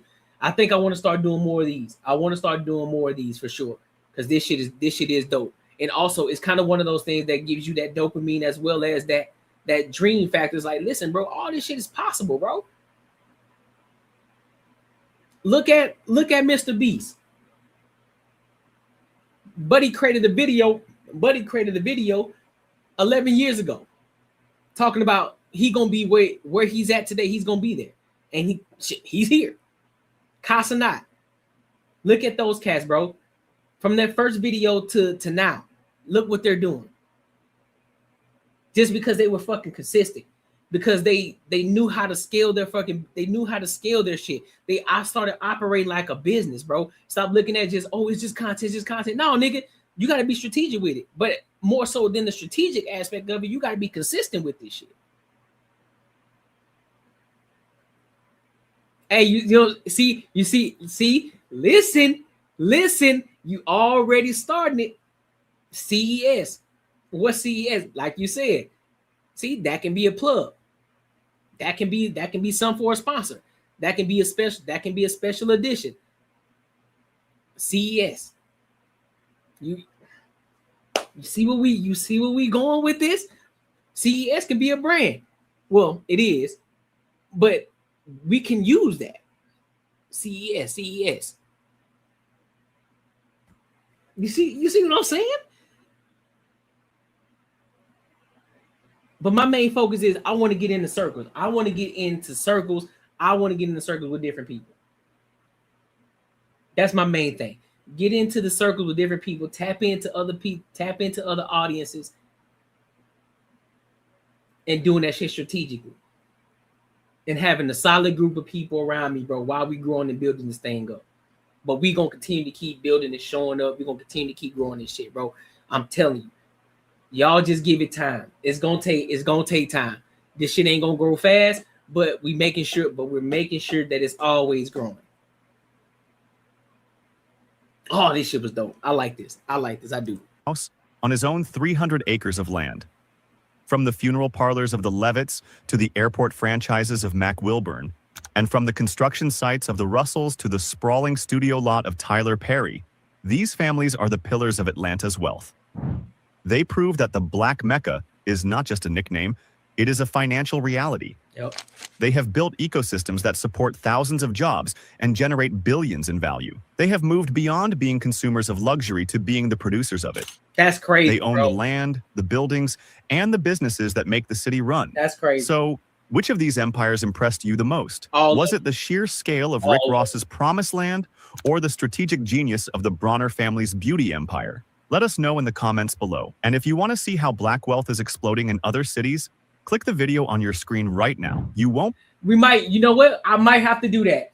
I might have to do that. So what this was Atlanta, so we might have to go to a next city. So now we might have to pick another city. Like, what city we gonna go to next? We might have to start doing that. That's what, you know what? That's a great fucking idea. That's a great goddamn idea. I like that. Listen, your savings account is robbing you blind. But don't worry, I found out a way how to make my money work for me in my sleep, and I can help you do the exact same thing. Now, this isn't no get rich quick scheme. This isn't no pyramid scheme. This isn't something just trust me situation. This is legit, and this is something that your every average day person can implement in their lives, and they can really get to a bag. This isn't a short-term play. It's a long-term play. There's a promo going on right now, so you definitely want to jump on it before the price goes up, because this is too valuable. The link is in the description. And hey, let's get our money up. Let's get back to the video. Yeah.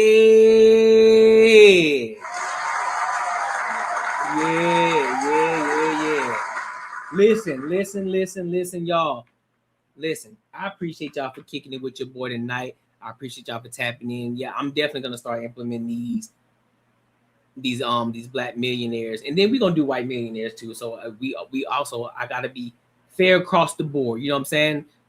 Black, white, Hispanic, all of them, because we want to know. We want to learn from everybody. We want to learn from everybody. Everybody can add value in any way possible. That's what we want to do. You know what I'm saying? I'm even considering doing biographies and looking in on that shit. Different, you know what I'm saying? Different companies, from people from JP Morgan Chase to Hershey's to all of them.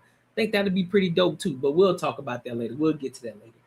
But yeah, bro, this shit was dope. I like it. I think I'm gonna start implementing that. But that's the focus, man. So we know what we're gonna be doing. Alien millionaires. I'm telling you, bro, alien, all of them, dog. All of them. Modern and historical. Yep.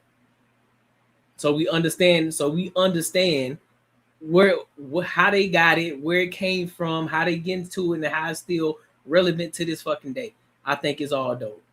And I think it'd be dope if we do that. We start implementing that. Kendall's mama was running naked in the street. Who? Nah, but hey, man, I appreciate y'all for kicking with your boy. Make sure you are here with me on Saturday. I'll be on live Saturday at 9:05 p.m. 9:05 p.m. Saturday. Also, listen, when I clip these up, make sure y'all share this with everybody. Make sure y'all share this with everybody. We want your mama, your uncle, your cousins, everybody. Share this with everybody in your family, right? Because we're trying to grow this thing up. All right. So until next time, my people, I will holla.